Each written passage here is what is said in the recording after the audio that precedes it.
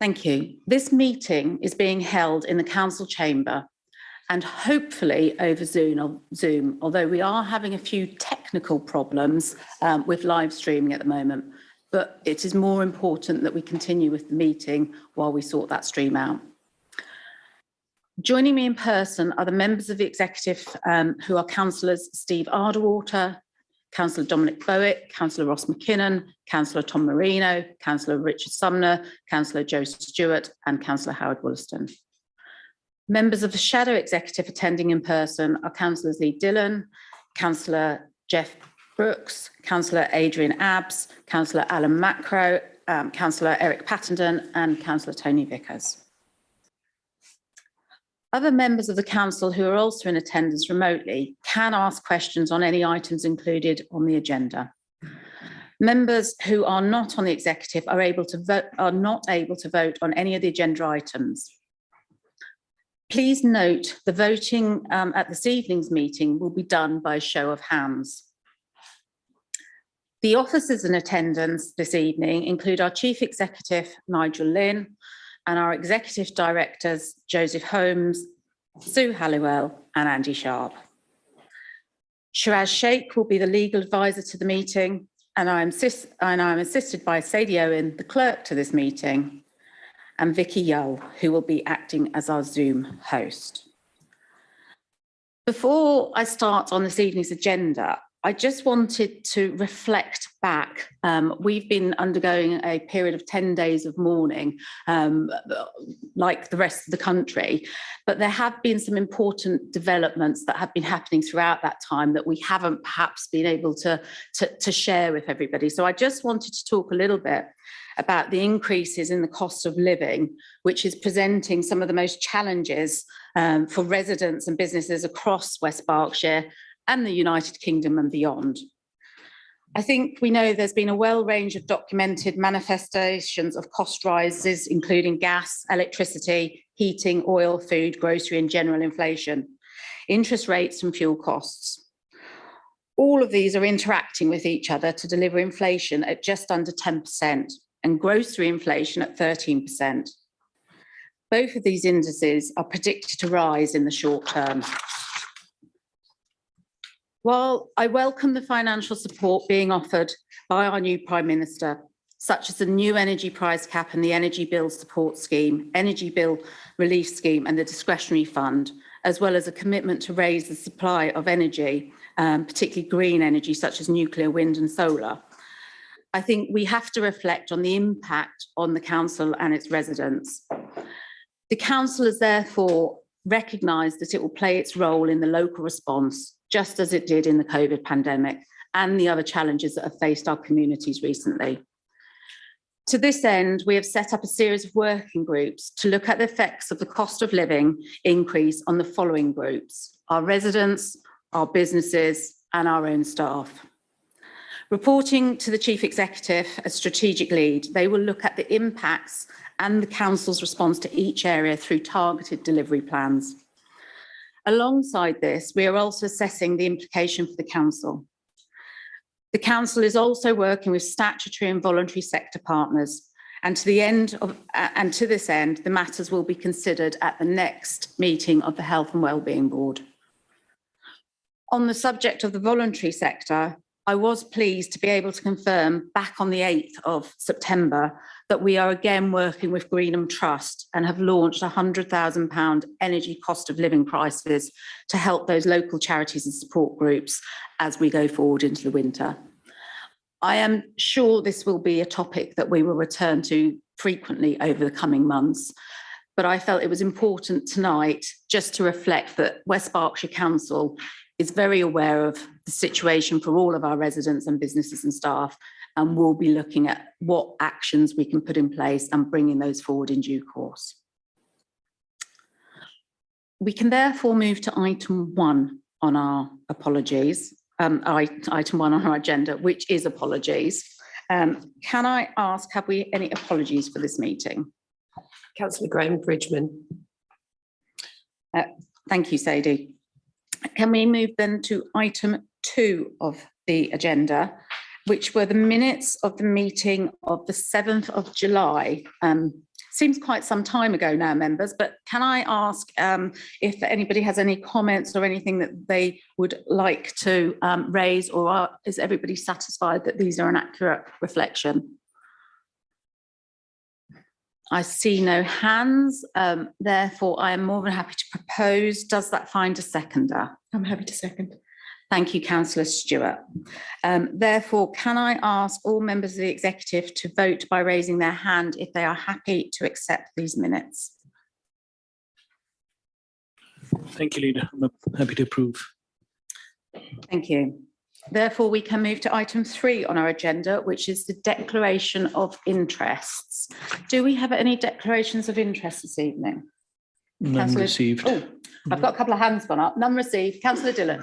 Yeah, thank you, Leader. In relation to item 5 and item 12, I'm an employee of Sovereign Housing Association. Thank you, Councillor Dillon. Councillor Patterson. Yeah, in relation to item 9, my wife is chair at Open Studios, West Berkshire and North Hampshire. She's also chair of trustees at City Arts in Newbury. Okay, thank you, Councillor Patterson. I see no other hands. So those are duly noted. And can we move on to item 4? Item 4 on our agenda this evening is public questions, and I would like to thank all of the members of the public that have submitted questions to tonight's meeting, and welcome those of you that are able to attend to hear the answers to your question and to ask a supplementary question if you have one. For those public questioners unable to join this meeting, I can confirm you will receive a written response to your question within 5 clear working days of the meeting. Your question will appear on the screen and be answered by the relevant portfolio holder. You will then be given the opportunity to ask a supplementary question, but please remember that this must be to clarify the response provided and not to introduce any new business. In accordance with paragraph 5.12.9 of the Constitution, where questioners have more than one question, only their first question will be answered. If after all other first questions have been asked and answered and there is sufficient time, we will answer subsequent questions. Please note that the time limit for public questions is restricted to 30 minutes. And if your question has not been answered in that time, you will receive a written response within 5 clear working days. The responses given either verbally at the meeting or in writing will be published on the Council's website in due course. Can I therefore ask Councillor McKinnon to answer question A on this evening's agenda, which is by Mr. Goatley. I don't see Mr. Goatley. Oh, so you're right behind the podium. Apologies, Mr. Goatley. So if I can hand over to Councillor McKinnon. Thank you very much indeed, Leader, and nice to see you again, Mr. Goatley. I'm afraid the premise of your question is inaccurate. The regeneration will result in an intensification of employment with hundreds more jobs on the site than at present. So one cannot assume, as you state, that the vehicle movements will remain roughly the same, which does render your question somewhat moot. But do you have a supplementary? Afraid so. You answered my question back in June, I think, to say that that junction was not actually needed, despite the extra vehicle movements caused by the original plans for houses. You said that the fact that you could manage without it meant that it wasn't essential. So my question is, what is it? Is it essential? Is it not? It was produced at a time when you cut the budget in West Berkshire by several million. Did you get good value for money? Thank you for your supplementary, Mr. Goatley. Well, the objectives of the A339 widening and the access scheme that were completed in 2017 were to enhance the economic vitality of West Berkshire by facilitating growth, establish a direct access to the estate from the 339 to make new investment possible, to make the best use of transport networks and to improve air quality around congested junctions. That's why the Thames Valley LEP invested 1.9 million to make it happen. And that investment supports the recently refreshed LRIE delivery strategy approved at Executive on the 9th of June this year. Thanks. Thank you. Thank you both. Can I therefore invite Mr. Richard Babroki? Apologies, I hope I've got that right. Mr. Babroki. And I've got Councillor Howard Wollaston in response. Thank you. The development management agreement has been signed with Alliance Leisure Services. Work has commenced and this is currently progressing with ground stabilisation and the filling of voids beneath and around the pool. These voids are developed over many years with soil being washed away by the high water table. Stabilisation works will be completed by the end of this month. Following this enabling works, phase 1, which is structural repairs, commenced to reduce the existing pool length to 50 metres, which is Olympic length, where a new end wall will be constructed, allowing the existing deep end to house a balance tank before being backfilled and paved over. Design work is progressing on the overall layout, pool plant and interactive water feature and slides, and the planned opening date is still July 2023. Do you have a supplementary? I do, thank you for that answer. Can we expect further planning applications for things like sustainable drainage? You can, sir. Thank you. Thank you both. Can I therefore invite Mr. Paul Morgan? I believe we've got Councillor McKinnon. Is Mr. Morgan here?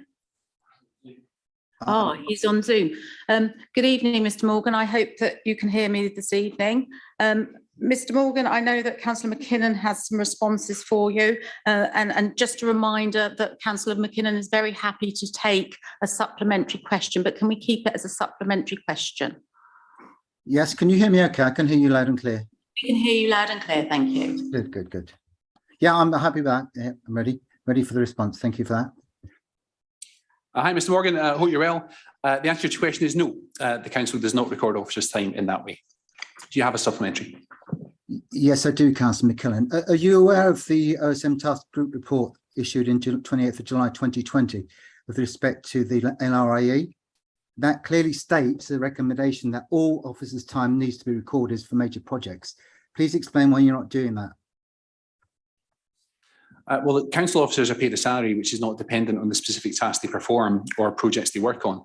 If they weren't working on the project, they would be working on something else and they'd be paid the same amount. There's no direct incremental cost to the council of their involvement on LRIE. You do get into the world of assessing opportunity costs and hypothetical what-if scenarios, which of course are very time-consuming and in any event impossible to assess with any degree of accuracy. It is, of course, proper budgeting at the start of a project to make an assessment of officer time to make sure that the resources that are required in place. And of course, where the council engages the services of external consultants, then those services are a direct incremental cost for a specific piece of work. But your question referred to council officers. So you're not applying to the OSMC report then? Morgan, thank you. We've had the response and you will get your other question in due course. Can we therefore move to question D on our agenda, which is Mr. Pike. Have we got Mr. Pike in the room? He's on Zoom. Okay. Can you hear us, Mr. Pike? I can. Thank you. Councillor Pike, I'm sorry, it's down as Mr. Pike and my thing. I am asking in a personal capacity. I am a town councillor, but this is a personal question. Okay, and I believe that it's Councillor Sumner that is going to answer that question. Thank you, Chairman. Thank you, Mr. Pike, for your question. The bus services out of Reading are operated by Reading Buses, and the number of passengers travelling justifies the later operation as these services receive no financial support from West Berkshire Council. Do you have a supplementary? Yeah, thank you very much. Well, today is World Car Free Day, so obviously you can't use an alternative, be car free unless there's an alternative. So my question therefore is, I don't know what the number of passengers are going into West Berkshire from Reading, but would it appear therefore that Reading Borough Council values its public transport more highly than West Berkshire Council does? No, I would say is a very short answer to that. I think we've had some very, very good conversations with Reading Transport. I've also had conversations with other authorities, and we all place a very high regard to transportation by bus, which is, I think, evidenced quite clearly by the offers that we've run several times now, even when it's not World Car Free Day. Oh, thank you both. Can we move forward then to question E on our agenda, which is Mr. Graham Story to Councillor Howard Wollaston. Is Mr. Graham Story in the room? Is he online? Zoom. Okay. Can you hear us all right, Mr. Story? I can hear you very well, thank you. Thank you for your question, Mr. Story. A viability assessment accompanied the application 16/00547/full text, which demonstrated that the viability of the scheme was only sufficient to a maximum of 5.6% affordable housing units to be provided, which equated to 13 units. This was verified by an independent viability consultant and subsequently agreed by planning officers and the Western Area Planning Committee on the 23rd November 2016. This approach complies with local and national planning policy. Do you have a supplementary, sir? Well, Granger, the developer, have just posted a 30% increase in profits. Do you think viability assessment may not have been what actually transpired afterwards? With respect, that is 6 years ago rather than today, sir. Thank you both. Can we move forward then to Mr. Pearce? I do see Mr. Pearce is in the room. If you'd like to step up, Mr. Pearce, and it's question F on our agendas, and that's to Councillor McKinnon. Evening, Mr. Pearce. So the LRI steering group ceased to exist when the developer partner agreement with St Modwen ended in 2018. The LRI programme board was set up to oversee the development of the site in line with the Avison Young development brief. You can see report EX 3978 to executive in December 2020 for details. And following the approval of the refreshed approach to the estate by the executive on the 9th of June this year, the LRI programme board now has overall responsibility for the direction and management of the LRAE programme. You ask about the membership, so I'm the only council member on that board, executive member for finance and economic development.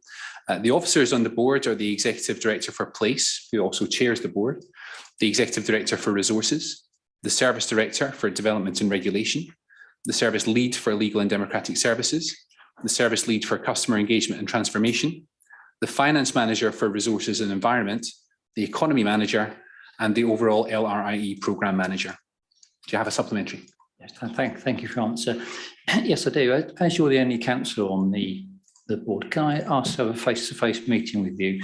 I'd like to discuss the fact I don't think the London Road can be developed with an SPD and will need an outline plan permission. That isn't a supplementary question with regards to our constitution. If you wish to make an appointment for council, you need to contact them. I was asking for a meeting. I was given a reason why. That was all. Okay.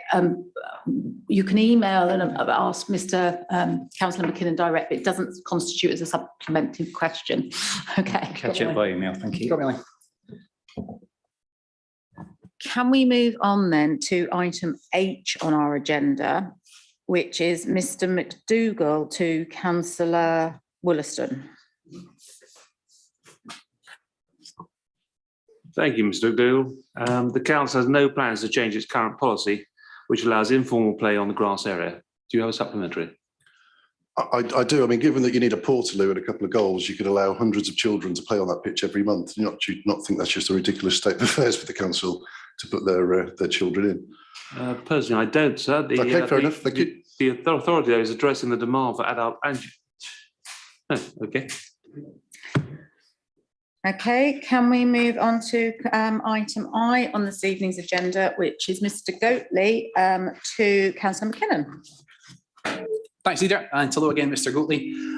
At this time, the council as landowner knows of no impediments that would prevent the redevelopment of the former playing field site at Faraday Road, but of course it will be for the local planning authority to determine a planning application for that site when it's submitted. Do you have a supplementary? Yes, I was slightly surprised that you were answering it and not the planning councillor, but there doesn't seem to be a distinction in the council between the pitch and the industrial estate. The pitch has never been developed. It's not a brownfield site and different rules apply. It's not an employment site, as Mr. Vickers said either. Councillor Vickers, I believe that this is public questions and there's an opportunity for Mr. Goatley to ask his supplementary, not Councillor Vickers. Well, I'd have almost come to that. But yeah, so the question is, what makes you certain that you're going to have an easy run to put what effectively turn it into a brownfield site? Well, I didn't say I was certain at all, Mr. Goatley, and indeed Councillor Vickers. I'm sure you're interested in this answer. I wouldn't want to prejudge any planning application, and I'll leave my answer there. Thank you both. Can we move on then to question J on our agenda this evening, which is Mr. Morgan to Councillor Wollaston. Thank you again, Mr. Morgan. The scope of the work to date has been to design the Newbury Sports Hub to achieve a step 4 ground grading standard, a 3G pitch compliant with both FIFA and World Rugby regulation standards, pavilion and car parking. The total value of the works to date is £126,000. Do you have a supplementary? Yes, I do. Can you hear me okay? I can perfectly, sir. That's good. About a year ago, Councillor Richard Sumner said it's 126k. So can you tell me when the contract was placed with Alliance Leisure? Because I've also looked at the numbers on your website, makes it look like 175k we spent on it. So if you can clarify two things: one, when the contract was awarded, and two is, can you check that 124.6k, because I think that's light. I don't have that information to hand, sir, but I'm very happy to arrange for it to be sent to you. Thank you very much. Very kind of you. Thank you both. Can we move then to question K on our agenda, which is, I'm worried what to call you now, Mr. Pike, because I assume you're still answering this as a personal question. Councillor Sumner, I believe you're going to answer this. We'll cover all bases, Leader, and I'll say, Councillor Pike, thank you for your question. The additional landscape work commissioned for the Newbury and Thatcham area for the local plan review is in response to the extra work done in relation to changes in the NPPF and the recent designation of the nutrient neutrality area. Do you have a supplementary? Yeah, thank you. Well, the new NPPF is more than a year old, so my question is still valid. Why was it took a year after the NPPF for you to realise that this was needed? I think that question is based on the fact that everything's only happening now. There's a considerable amount of work that has been undertaken and that continues to be undertaken. To get anything in place for this local plan, we want it to be absolutely correct. And therefore, we take no shortcuts. The time that's taken is a sensible amount of time to take to achieve the position that we're in, as far as I'm concerned. Thank you both. Can we move on then to question L on our agenda this evening, which is Mr. Goatley to Councillor Wollaston. Thank you for your question, Mr. Gately. No, I do not believe the term sports hub is a misrepresentation. Sports hubs bring together sports clubs and key local partners who want to develop and grow the sporting offering in the community. It is envisaged that the Newbury Sports Hub will be a home venue for 2 to 3 football clubs and a training venue for many football clubs and rugby clubs, accessible for 80 hours of community use per week. The pavilion includes a kitchen and social area, which can be hired for social events. We expect the hub to be used for school holiday programmes, multiple competitions and events, for coaching children in rugby and football, and a location for achieving coach qualifications. It is in every sense a sports hub. West Berkshire is supporting the development of more hockey and cricket facilities at other locations, and is working closely with these national governing bodies and local clubs to achieve this. Do you have a supplementary? Yes. It is misleading because when you've done the consultation, you've sent out questions like, would you like more sport in the area? Yes, no. And of course, everybody's going to answer yes. But the fact is, you're not giving more, you're effectively taking away.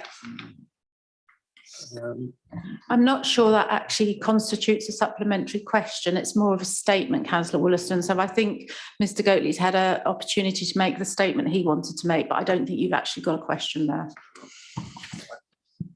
Can we move on then to question M on our agenda, which is Mr. Pike, which will be answered by Councillor Sumner. Thank you, Leader. And thank you again, Mr. Pike. The Council's proposals for the new housing throughout West Berkshire will be made public when the publication of the Regulation 19 consultation into the replacement local plan. Do you have a supplementary? Thank you. When will that happen? In particular, will that be agreed by the council at its plan meeting at the 1st of December? Thank you. Thank you. December is our target date. Is it the 1st of December, the meeting in the calendar? Well, as far as can I answer that. So as far as meetings in calendars go, we have the ability to call special meetings, extraordinary meetings where we feel there is a need. So December is my date, and that's what we were all working towards. Thank you both. Can I therefore move to question N on our agenda? It is you, Mr. Goatley. Can I just remind you that once you've asked your question, you have the opportunity to ask a supplementary question. It's not about a statement or anything else. So if you've got some supplementary question relating to the question, you're very welcome to ask that. Thanks, Leader. Hello again, Mr. Goatley. That is unlikely. Under the Council's refreshed approach to the estate approved by the Executive in June, retaining the playing field site and the adjoining car park within the red line provides flexibility to expand and or relocate existing businesses, to attract more businesses to the area, and to provide placemaking elements, including SUDs and biodiversity net gain. Do you have a supplementary? So just to be clear, clarification, you're saying that there is no way that the industrial estate, when it's regenerated, can be viable without building on that football pitch? Sounds like you're repeating your first question again, and I'll repeat the first part of my answer, which is that it is very unlikely. But it's just a yes or no. But Thank you both. We can move on to question O on our agenda. It's actually our last question of the evening, and it's Mr. Pike. Mr. Pike, I hope you can hear me because it's to myself. So thank you for your question, Mr. Pike. I'm sure you can appreciate that West Berkshire Council communicates with a wide range of both residents, customers, journalists, partners and other stakeholder groups. There is no one size fits all in our approach, and we will use different channels to talk to different groups about the issues which are most important to them. In the case of both residents and journalists, while there is a good deal of overlap, there will always be occasions where the information shared is specifically for the media to provide an operational or technical update on an issue that they are following. Similarly, we'll also hold media briefings for journalists to provide updates and answer questions on key activities and projects within the council. However, that said, and in answer to your question, the majority of our press releases are actually published in the West Berkshire Council newsroom. Since the beginning of July, more than 3/4 of releases issued to the media have also been published online to residents to read directly. So in real terms, only 5 of the 21 media releases were not published in the newsroom on our website. However, we do that because we recognise that the website newsroom is not the primary way that residents choose to interact with our news, and viewings of that particular website are relatively modest, and people have actually taken that they prefer to subscribe to our e-newsletter, and I would encourage everybody to subscribe to our e-newsletter and on social media. Do you have a supplementary question, Mr. Pike? Thank you. Well, firstly, for telling me about that news website, which I certainly have not found despite considerable use of the council's website. I'll look for it now. But my question then is supplementary. Given that the council already has a system for residents to subscribe to information about specific consultations, couldn't the same means be applied for subscribing to receive all press releases, because a press release is presumably intended for the ultimate information of the residents? Thank you.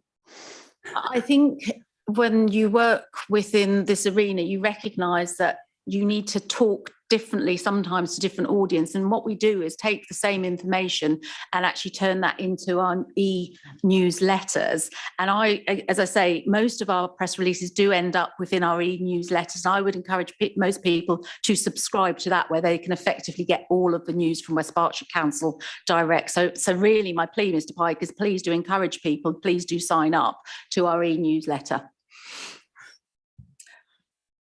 Thank you all for your questions this evening.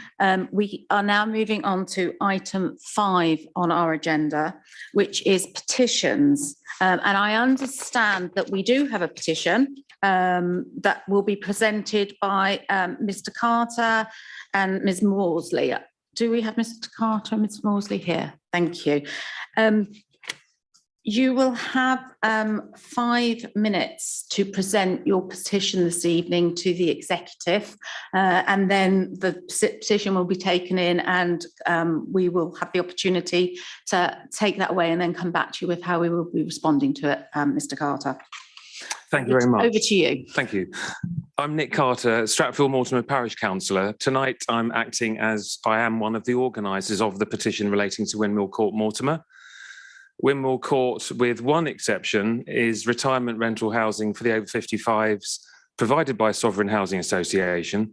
It comprises 34 dwellings made up of bungalows, studio flats, i.e. bedsits, a very few one-bedroom flats and one family house. In April this year, the association proposed to demolish and rebuild the site to create 24 new family homes, so a different makeup to the existing, of which 15 would be affordable housing. In its proposal, Sovereign Housing claimed that the current facility needed modernising and refurbishment and that that is not viable to do, that there were unfilled vacancies, and that there is a demand for a different type of affordable home for the elderly. The residents claim that vacancies exist only owing to the pandemic and poor advertising, and that they strongly wish to remain there or in any event in the village. Sovereign informed the residents that they must find alternative accommodation by early next year. The 2017 approved Mortimer Neighbourhood Plan sets out to, quote, make it possible for people to live the whole of their lives in the parish if they so wish. There are no alternative equivalent properties in the village or nearby at the minute. Most of the residents wish to remain. Some residents attended a recent parish council meeting and asked whether a petition might assist them. The petition came about as a result of advice given at that meeting, and about 1,100 residents signed it. Covenants or restrictions are in place that currently prevent the proposed redevelopment of the site, and we had expected Sovereign to ask the executive today to consider lifting those restrictions. In the absence of such a request, noting what you said on the introduction, we asked the executive to, one, indicate its support for the residents to remain in their properties unless or until like-for-like accommodation becomes available in Mortimer, and two, confirm it will consider this petition and invite community representation, assumed to be the organisers, if when Sovereign make a request to lift the restrictions on Windmill Court. I'll hand over to Danusia, who's on Zoom, hopefully.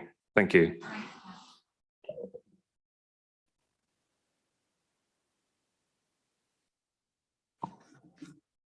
Can you hear us, and are you there, Ms. Morsley? You hear me now? We can hear you now, thank you.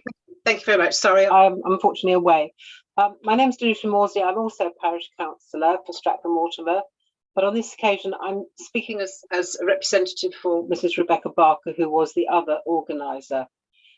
Rebecca is very much the champion of the old people of our village, running a lunch club and all kinds of other activities. And so Nick has very cogently given you the gist of what this is all about. And I just want to reaffirm that the village, as you can see through 1,100 signatures, very much wants not only the current residents of Windmill Court, the elderly people there, to be able to stay in the village as they wish, but also that we have provision of affordable housing for the elderly going forward.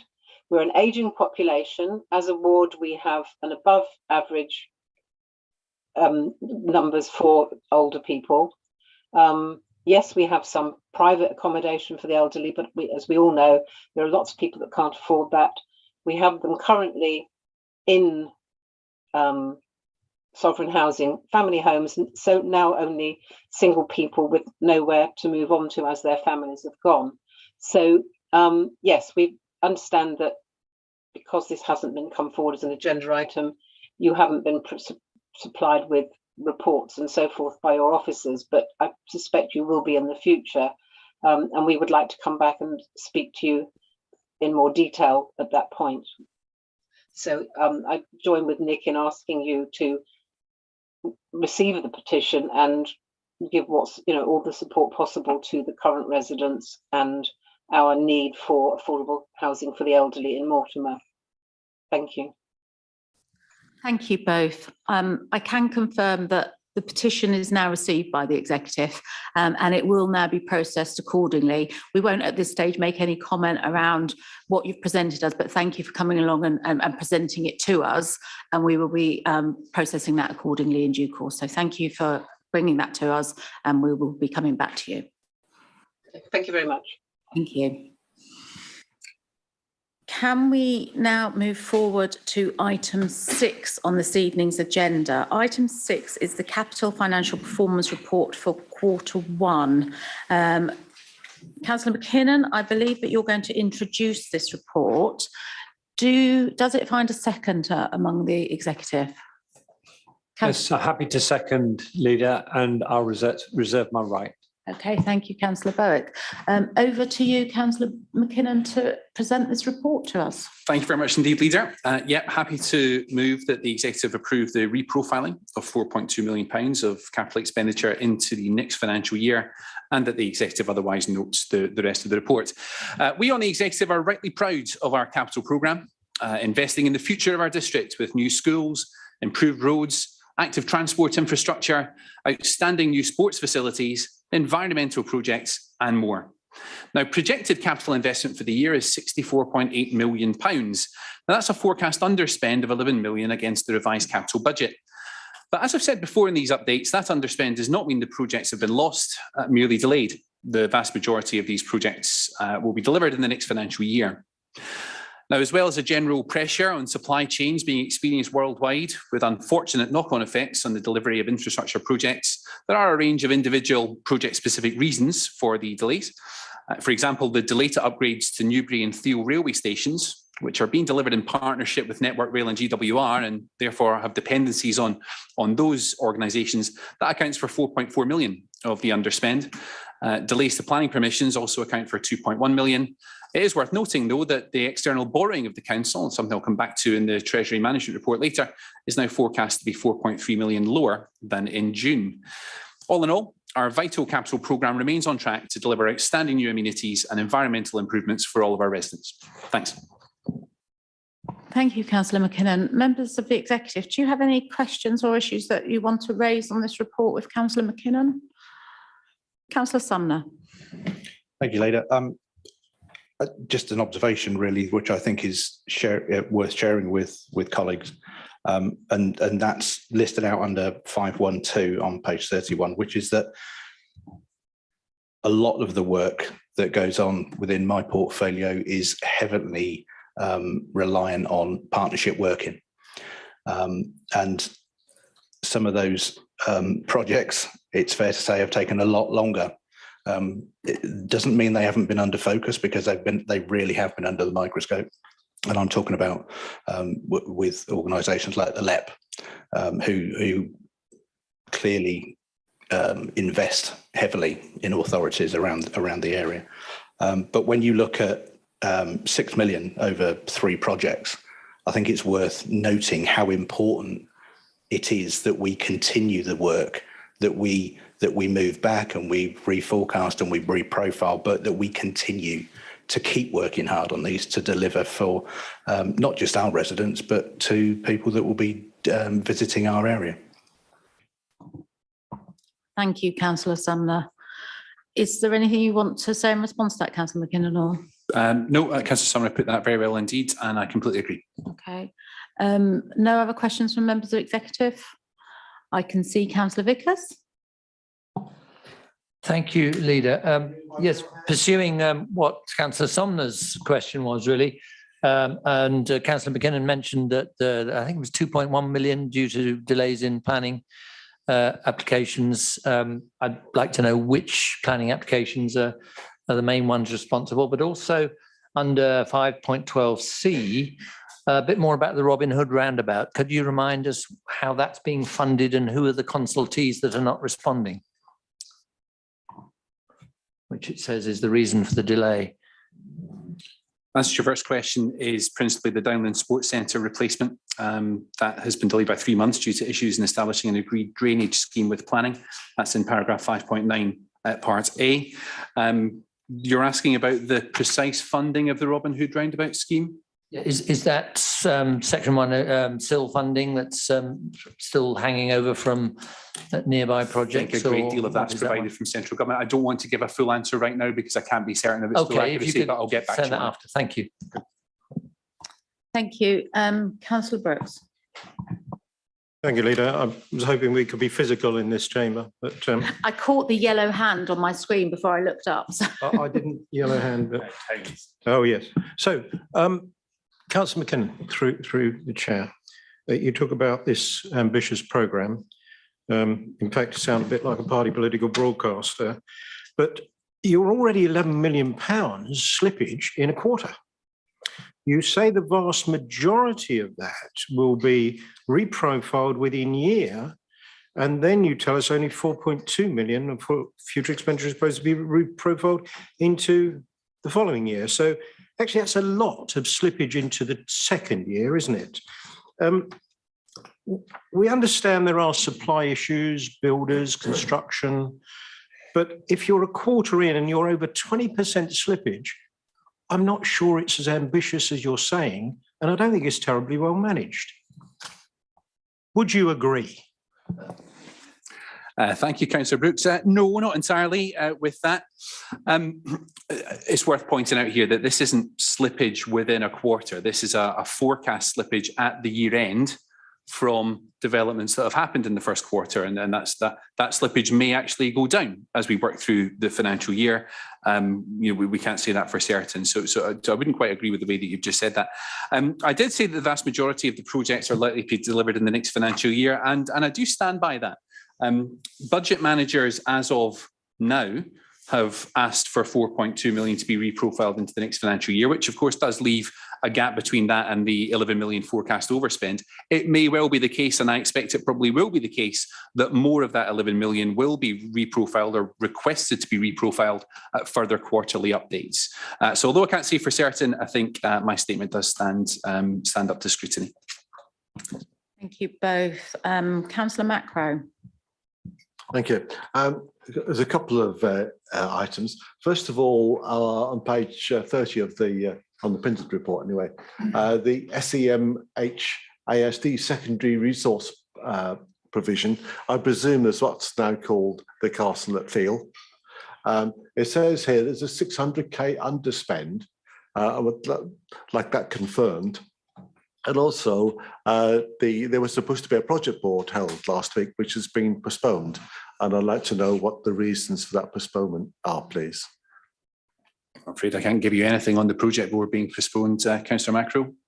I'll pass that to anyone else who might want to answer. I don't know if Councillor Berwick or we've got our Executive Director here for... No, in which case it looks like we might have to come back to you for written response with regards to the project board. Any comment on, did you say the SMEH secondary provision? Yes.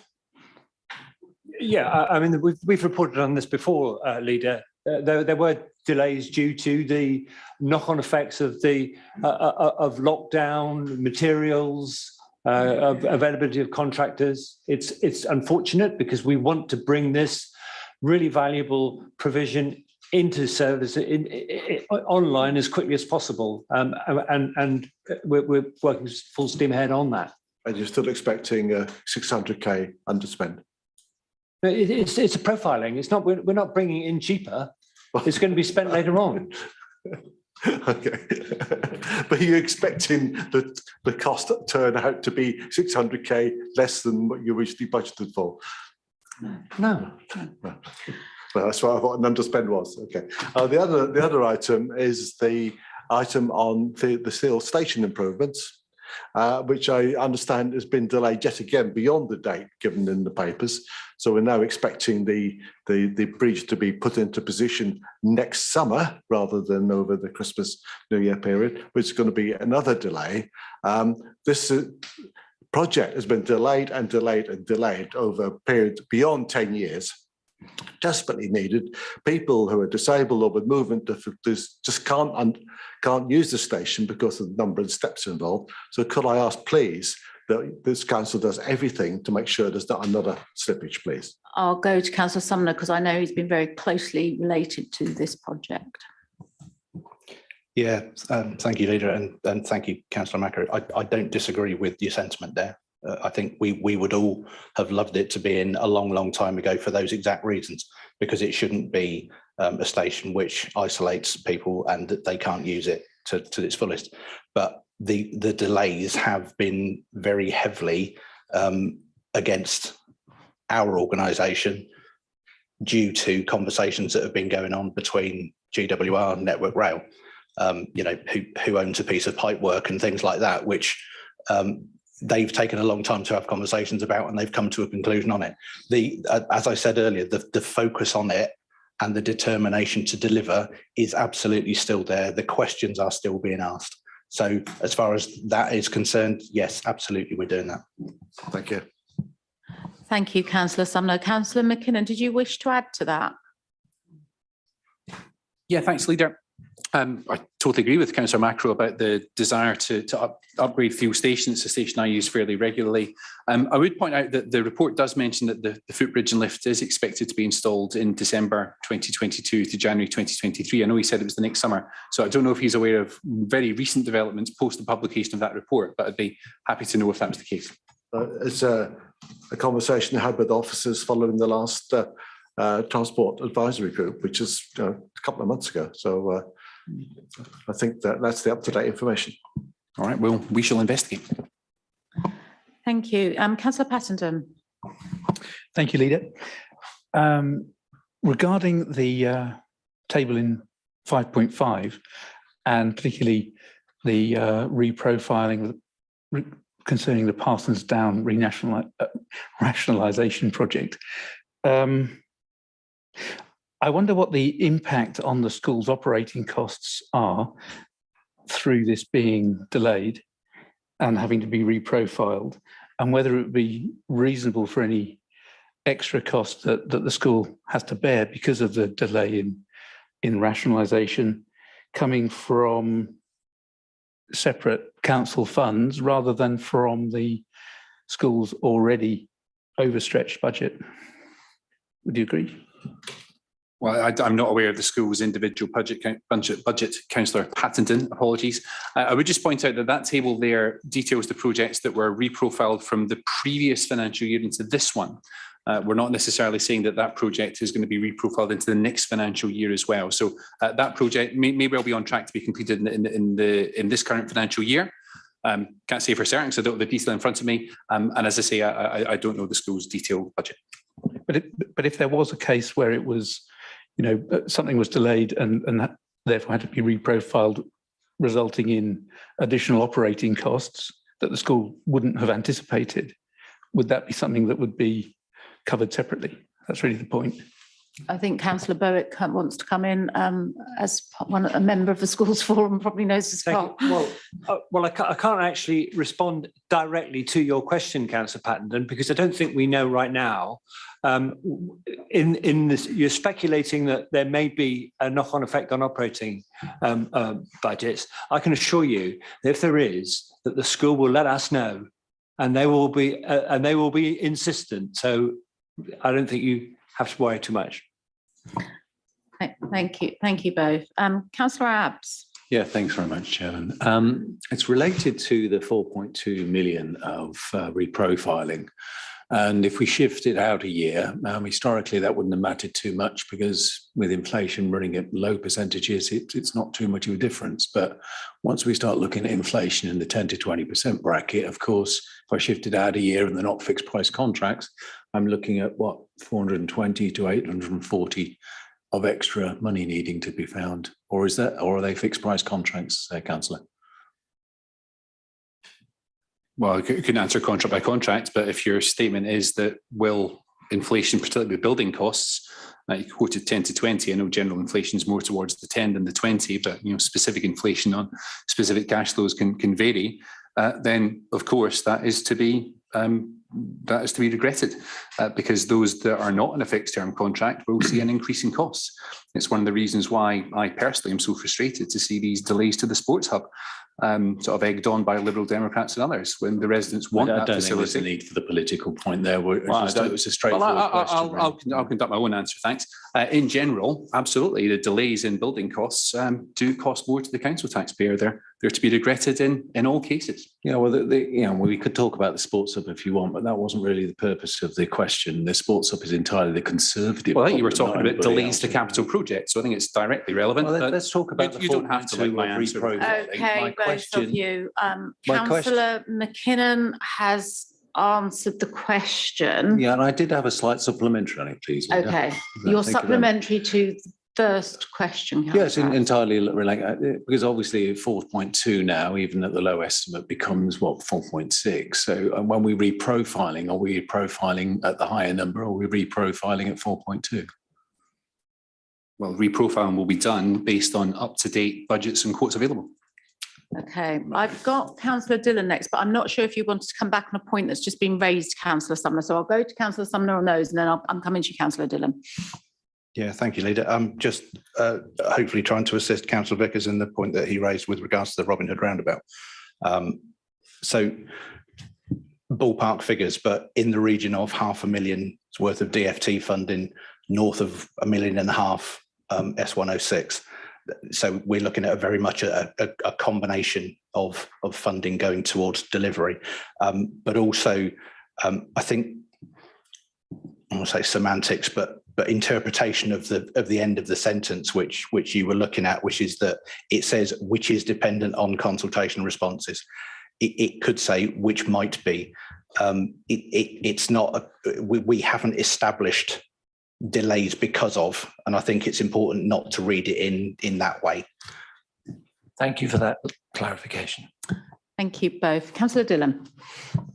Yeah, thank you, Leader. I mean, this is obviously it's capital finance, but whether it's £100 or 3 million, actually, the money's being spent to make a difference to people's lives.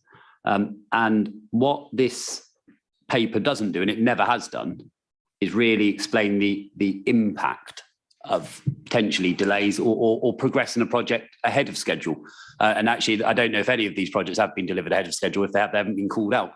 And so actually, I'm wondering if the whole paper, Councillor McKinnon, needs almost an additional section to it that provides a bit more of the commentary around the impact. And you'll be used to, over the years, me asking the impact on schools when they've been delayed. So I think something around the impact there, but also around what is the anticipated financial impact for each of those projects, whether that be the fact that the base rate is increased today. So Public Works Loan Board base loans will be slightly more expensive, or the fact that obviously there's delays in material. Now, I'm not looking to attribute the blame there, whether that be the world markets or an officer not doing their job. That there are various reasons, but actually I think a document calling out those projects would be quite useful, and almost a in-time comparison. So Q1 to Q1 last year, for example. I think would be useful to see as well. I just wonder what your views on that are. And then as a real aside, pages 4, 5 and 6, could we have those graphs in colour next time? They're quite hard to see the differences when they're all different shades of grey. Okay, to the second question, yes, I'm sure that can be arranged in terms of the monochrome nature of that graph. That's a point taken. And look, I mean, I don't really disagree with the import of what you're saying there, Councillor Dillon. It's something that I'll consider and speak to officers about. Now, in terms of the complete list of projects that are being delayed and reprofiled, that could be quite lengthy. But I'll certainly give some thought to how that can be presented and certainly an overview given. So I undertake to come back to you on that. Thank you, Councillor McKinnon. Thank you both. I see no other hands. Councillor Bowick, I'm conscious you haven't spoken yet. Thank you, Leader. At the risk of being accused of mounting a party political broadcast, I'd like to offer my thanks and congratulations to our officers for the way in which they, in the Education Department, planned very carefully capital needs over the coming years, and the way officers have worked, finance officers have worked with Conservative government to make sure that we have money to fund these projects. And also thanks to our project management team, who very effectively delivered notwithstanding the delays that we've had on some projects, they've delivered some fantastic projects in education, and I won't list them here, but just thanks very much to everybody concerned. Thank you, Councillor Berwick. We've got a proposed, we've got a seconder, we've got some recommendations laid out before us. They are that the executive approve the proposed reprofiling of the 4.2 million of future expenditure, and that the executive note the rest of the report. Can I ask executive members to vote by raising their hand if they are in favour of the proposals as set out on this paper? Thank you. I can confirm that the recommendations have been approved. Thank you, Shiraz. Can we move to item 7 then, which is the 22-23 Revenue Financial Performance Q1 report? Councillor McKinnon, I believe you're going to present this report, and I am happy to second this report. Thank you very much indeed, Leader. Yes, so the revenue quarterly update is here. Now, the Q1 forecast outturn at the end of the year is an overspend of £2.1 million, only after the application of specific risk reserves and in-year mitigating actions. Further mitigations will be sought to further reduce the overspend by the year end. Now, it won't be surprised for members to discover that higher than expected inflation is a root cause of the forecast overspend. In adult social care, long-term services forecast a 2.8 million overspend due to higher client numbers than modelled, along with the inflationary increase of costs of providing those packages. Children and family services have a forecast overspend of 2.5 million from the increased cost of providing placements to those children with complex needs, and also pressures arising from an increased agency cost. Environment Service has a £725,000 deficit in car parking income, which is a bit of a hangover from the COVID pandemic, and 100,000 from a shortfall in income from solar PV deployment. Now, the in-year amendments and mitigation measures are detailed in paragraphs 5.9 and 5.10, and they include utilisation of existing underspends and higher than expected grant income and rental income from the commercial property portfolio. Service leads and finance colleagues continue to explore further measures to bring the forecast overspend down. I'm very keen to point out that the forecast overspend is due to external factors. The 22-23 savings programme is 96% on track to deliver, and we are not envisaging any cuts to services at this time. Thanks, Leader. Thank you, Councillor McKinnon. Members of the Executive, do you have any questions regarding this report or any observations that you might like to make? No, in which case I'm going across the finger in the air. Councillor Brooks. Thank you. Councillor McKinnon, I've always tried to have a little bit of consideration for some of the issues you've had to face in that portfolio. And clearly, there's a bit of a perfect storm going on out there in terms of interest rates, energy costs. But you know, if after one quarter, your budget was 8.1 million overspent forecast, after Q1, frankly, your budget was shot to pieces within 13 weeks. And that really is unforgivable, that although it does say, well, we saw some inflation, but we thought we'd use some reserves. So my questions are, well, what happens to the reserve positions after you've dug into them to get down to amendments and mitigations could reduce the overspend to 2.1 million? So you've still got 2.1 million you've got to find without cuts to services. That's interesting. Be nice to know what mitigation factors you're taking into account to get that 2.1 million down. And where are the reserves when you've actually had to raid them so early in the year? And finally, also, we are now in almost October. So we're through Q2. How are we looking now? Because you should have your finger on that pulse, because this is history now, and it ain't very good to look at this history. So I'm really unhappy with the budgeting, but I'm also very worried about where the reserves end up. Is your mitigation factors, of which I'd like you to tell us a little bit about, are they going to be effective? What are they? Give us some examples. You know, it just is I don't feel sorry for you this time. I used to in the pandemic. I don't now. I think you're partly an author of your own problems. Thanks, Councillor Brooks, for those words. Budgeting unforgivable. Now, look, Councillor Brooks, all through the last financial year at these quarterly updates, when the picture was very different, and in fact, every quarterly update we had, we were pretty much hitting the budget on the bullseye. You weren't happy then either. You cast some fairly harsh aspersions, I think, that despite that excellent financial performance, all might not be well. The model wasn't robust and we were engaging in some accounting jiggery-pokery, saving the big adjustments for the year end. Now at the year end, lo and behold, the outturn came and again hit the budget on the bullseye. It was a shame that you weren't at that meeting because I think at that point you might have been having a small portion of humble pie. Now, we've discussed this many times, that the actual spend doesn't match a model or a budget does not itself mean that the model or the budget is flawed, not necessarily. Any more than last year, when the budget was pretty much bang on. It doesn't mean that the process was flawless just because it perfectly predicted the actual spend. Any budget is dependent on its inputs, which in turn are dependent upon assumptions and knowns at the time that it's put together. Now, the Bank of England inflation forecast in February, which is when this budget was prepared, and inflation was 5.4%, said as follows. We expect inflation to fall back from the middle of this year, it's 2022. We don't expect that energy prices will continue to rise as fast, and the shortages that are currently making it difficult for businesses to make their products should ease. Now, of course, we now know that was overly optimistic, but it was the prevailing wisdom at the time. And what we're not doing is resting on our laurels and just seeing what happens, as is quite proper. Risk reserves are being utilised. Mitigations are being implemented. That is exactly what's supposed to happen. So I'm afraid I have to take your dire prognostications with a bit of a pinch of salt, given that I've heard it before last year when the picture was very different. But as always, Councillor Brooks, I look forward to our discussions on this, and I thank you for your comments. But you haven't answered the questions. I've answered a lot of them. What was the one I didn't answer? What will the reserve position look like after you've taken these out? What will your earmarked reserves look like? What will your general reserve look like? And what mitigation factors have you taken? Some examples. I think it's reasonable for the people of West Berkshire to know some of these mitigating factors.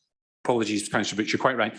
Mitigation factors can be found, mitigating actions can be found at 5.9 and 5.10 in the report, where there's a reasonably detailed list of the amendments and mitigations that we've identified to date. That's the first one. What was the first?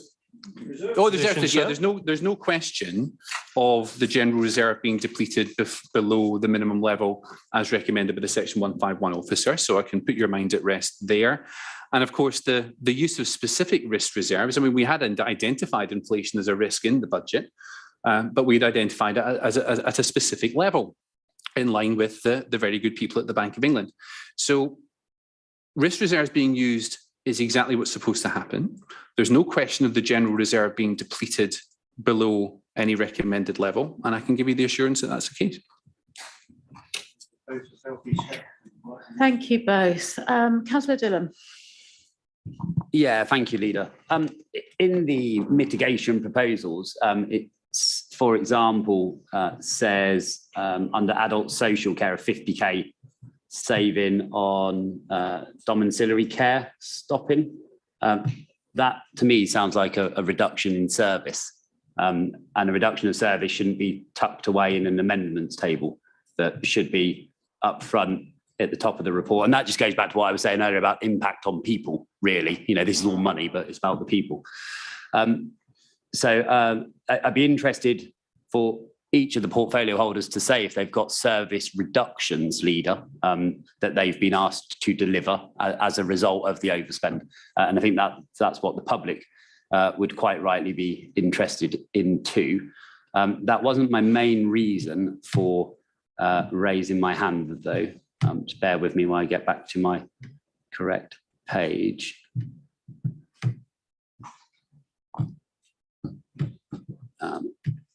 So if I could get the answer on that one first, Leader, and then I'll come back on my second question once I've found the correct paragraph.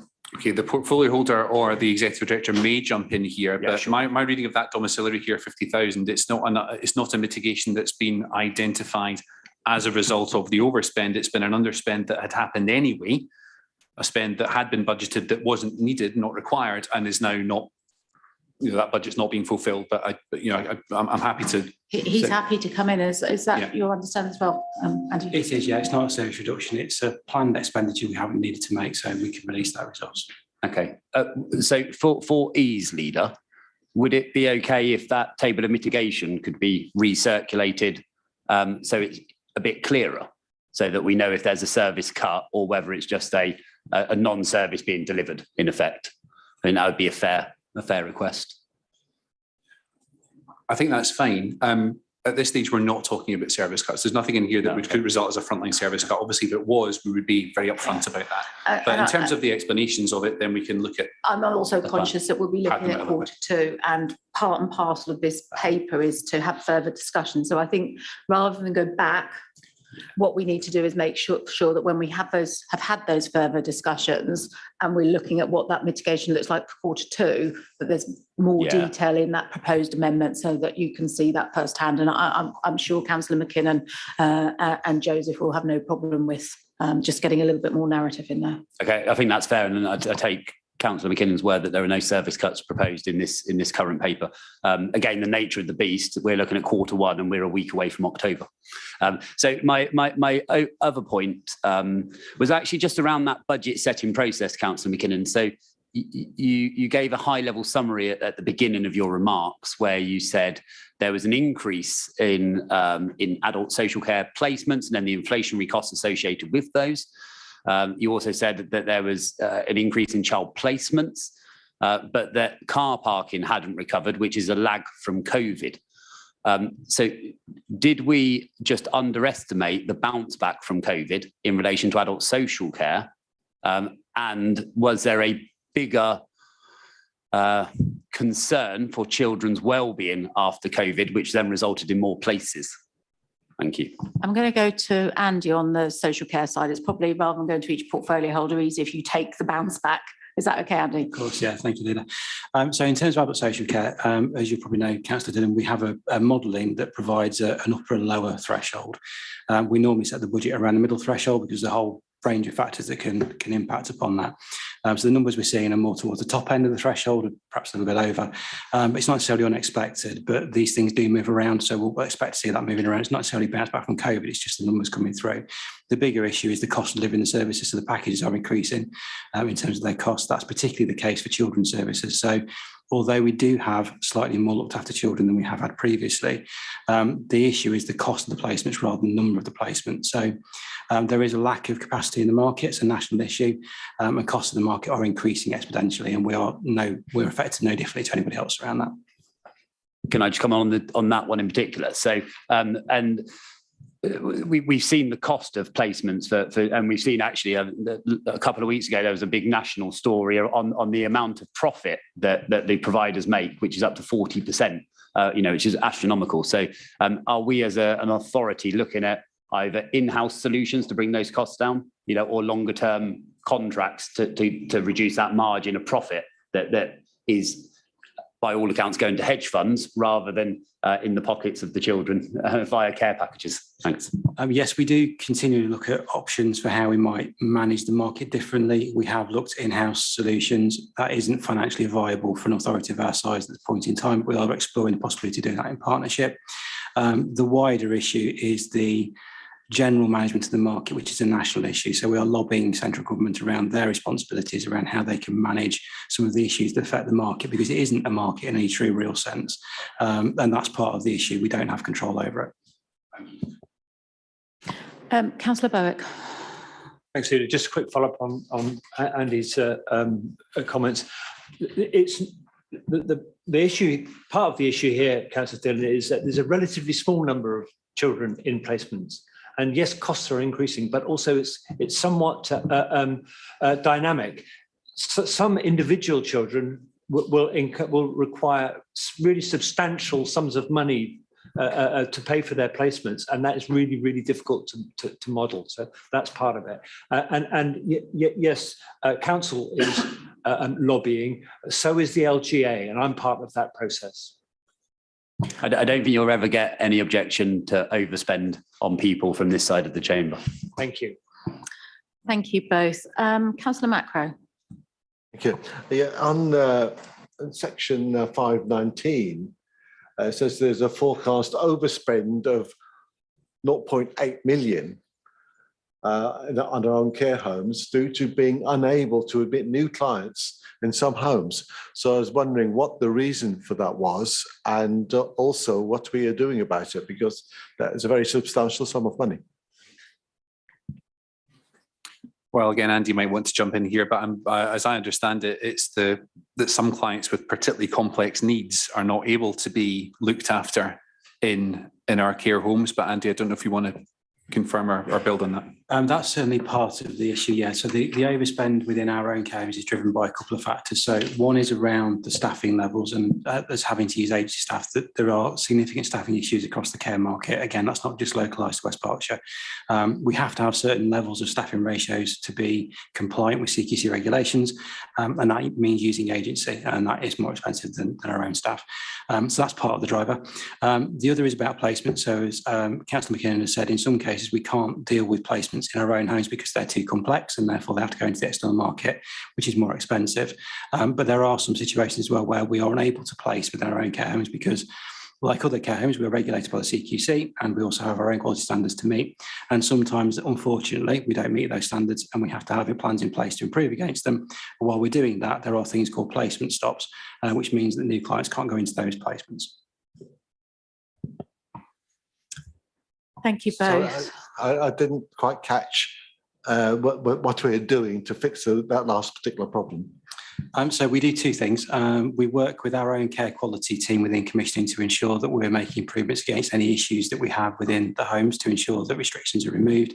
But we also have an improvement plan around CQC ratings, so where we're inspected by the CQC, in particular Berkshire at the moment, where we're trying to improve the rating that we've got. There is a specific plan around how we address the findings that were made by the CQC, and that's being implemented at the moment to make sure when they come back in and inspect that those issues have been addressed. Thank you. Thank you both. Councillor Abbs. Yeah, thank you very much, Leader.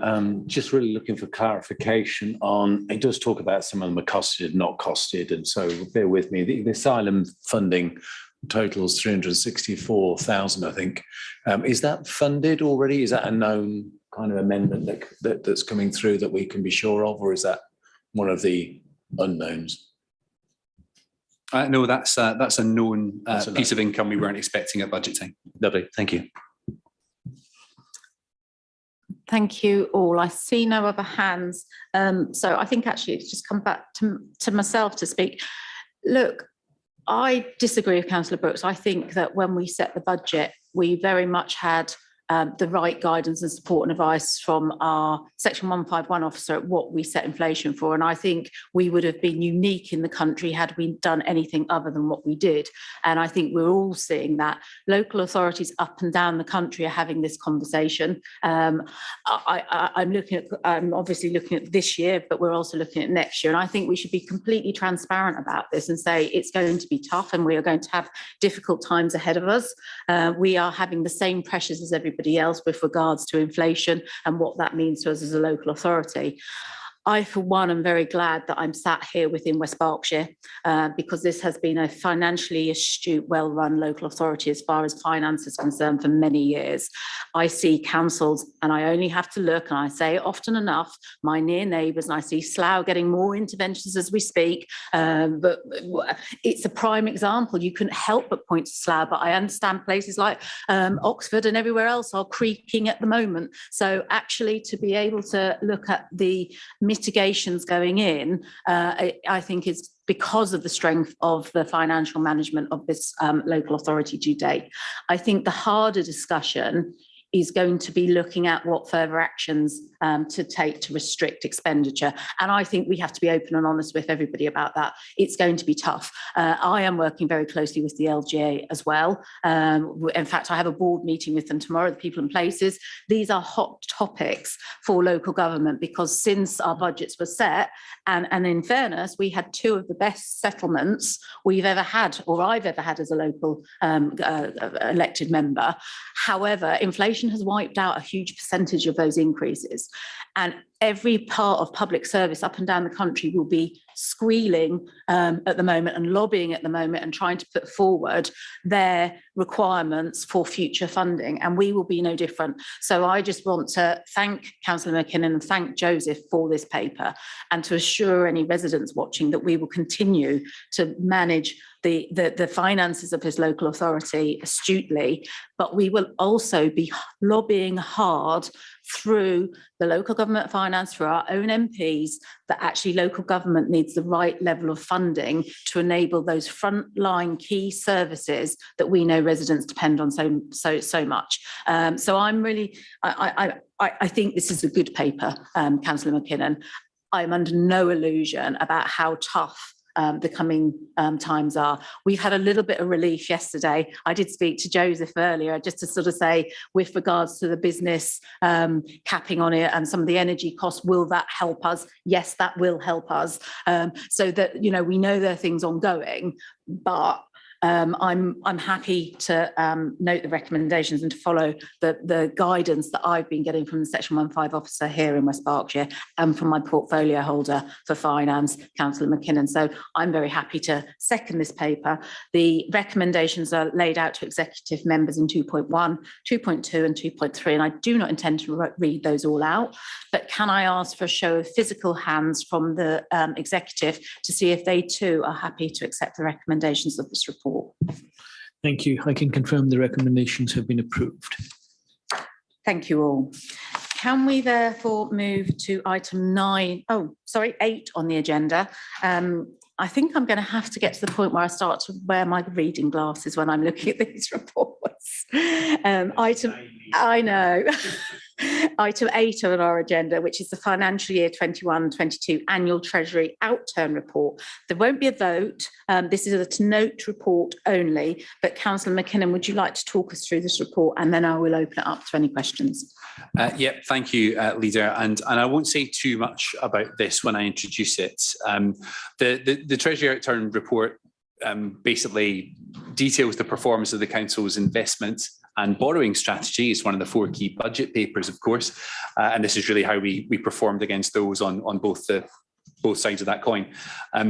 It is quite accountancy heavy, this paper. You know, it's a bit techie, and I'm sorry that Councillor Vickers just left the room, so I was going to rib him a little bit because I know what he thinks about accountants. So I really like this paper, but you know, I suspect Tony might not. But what I'll do is just give you the highlights, which is that borrowing is £5.6 million lower at the end of 2022 financial year than it was at 2021, which is clearly good news. And also to note that the value of the commercial property portfolio is 5 million higher than it was at the previous point as well. But I think the best thing to do with this is to lay it in front of members and open myself up to take as many questions as I get. Members, any questions for Councillor McKinnon? There goes the finger. Councillor Brooks. Well, I can be a bit more light-hearted about this one, I think, because actually, paradoxically, the portfolio holder might be quite happy with the Bank of England moving the interest rate points up by 50 percentage points, 500. In terms of our Treasury, we don't seem to keep a lot of cash, but I'm sure that whatever it does in developing a little bit more income from our assets would be welcome. So that's the only comment I've got to make on this one. I'll just come back on that, Councillor Brooks, and say, yeah, you know, there is a benefit in that score, but given that my fixed rate mortgage is up in October next year, then I'm not entirely personally happy about it on the other side. Okay, thank you, everybody. Everybody happy to know? Sorry, Leader. Sorry, just to link in more for the question to take away is, given the change in interest rates at an increased frequency at the moment, are we in our Treasury Management Working Group looking at putting money on shorter deposits? You know, so that we don't have the penalty clauses of pulling them out, and we can obviously jump onto the higher interest rates as soon as possible. That's a good question. The Treasury Management Group meets quarterly at the present time. I'm on that group, as well as the Executive Director for Resources and others. We are looking at every one of those meetings, we're looking at interest rate forecasts and looking at how best to profile both the borrowing and the cash management side. Certainly historically, it's been quite difficult to squeeze value out of the cash investments, but that is improving. So yes, I can give them that assurance. Well, your last comments saw a little flurry of hands. I was about to move to noting, but I can see Councillor Macro and Councillor Abs. So yeah, so I'll go to Councillor Macro first. Thank you. I think I read the other day that Slough has borrowed some in excess of 900 million from other local authorities. Could you confirm whether or not we have lent any money to Slough? We have no lending exposure to Slough. Thank you very much. Thank you. Councillor Abs. Oh, thank you very much, Leader. Yeah, a simple one really, and I'm just trying to cause and effect and so on. It's great that lending is, or borrowing rather, is down 5.6 million, but I'm just wondering, Councillor McKinnon, has anything to do with the reprofiled 4.2 million? In other words, were we aiming to borrow money and which we didn't need to do because we're reprofiling the 4.2 million? The timings don't quite fit with that. We're talking about reprofiling money from this year, 22-23, into 23-24, whereas this is looking at a 21-22 outturn. Okay. However, what I will say is that, yes, the previous year's capital profiling would have had an impact on the level of borrowing. So yes, there is a link. Okay, thank you. Thank you all. Members, if we can note this report, and we will move on therefore to item 9 on our agenda, which is our Culture Heritage Strategy Delivery Plan. And this is over to Councillor Wollaston to introduce the report. But before he does so, will this report find a seconder? Happy to second that, Leader. Thank you, Councillor Marino. Over to you, Councillor Wollaston. Thank you, Leader. The Council's Culture and Heritage Plan runs from 2021 to 2031. And this report is the delivery plan with recommendations running up to 2026 to be reviewed at that stage. Can I firstly congratulate the officers and the team for producing this comprehensive document in difficult circumstances. It is a complex piece of work which started before the Ukrainian war and the impact on energy bills and the economy generally, and at a time of a slow return to normality post-pandemic. The report reconfirms this Council's commitment to culture and heritage issues, but it has to accept that some of the timescales have to be less specific given financial constraints in this and potentially subsequent years. For clarity, the COMF funding of £50,000 mentioned was COVID grant money and is ring-fenced. However, this report provides a framework to allow us to seek external funding to meet our objectives. I would ask Executive to endorse this delivery plan and approve the process for monitoring, updating and reporting going forward. Thank you, Councillor Wollaston. Members of the Executive, do you have any questions for Councillor Wollaston? Councillor Stewart. Thank you. I just wanted to say I'm really interested in quite a few of these activities, in particular with my mental health champion role. And I think it's really good to see, in particular, it's the Links to Thrive actions, because I think they will have, I would be really interested to see how this results in terms of improving mental health in the district, actually.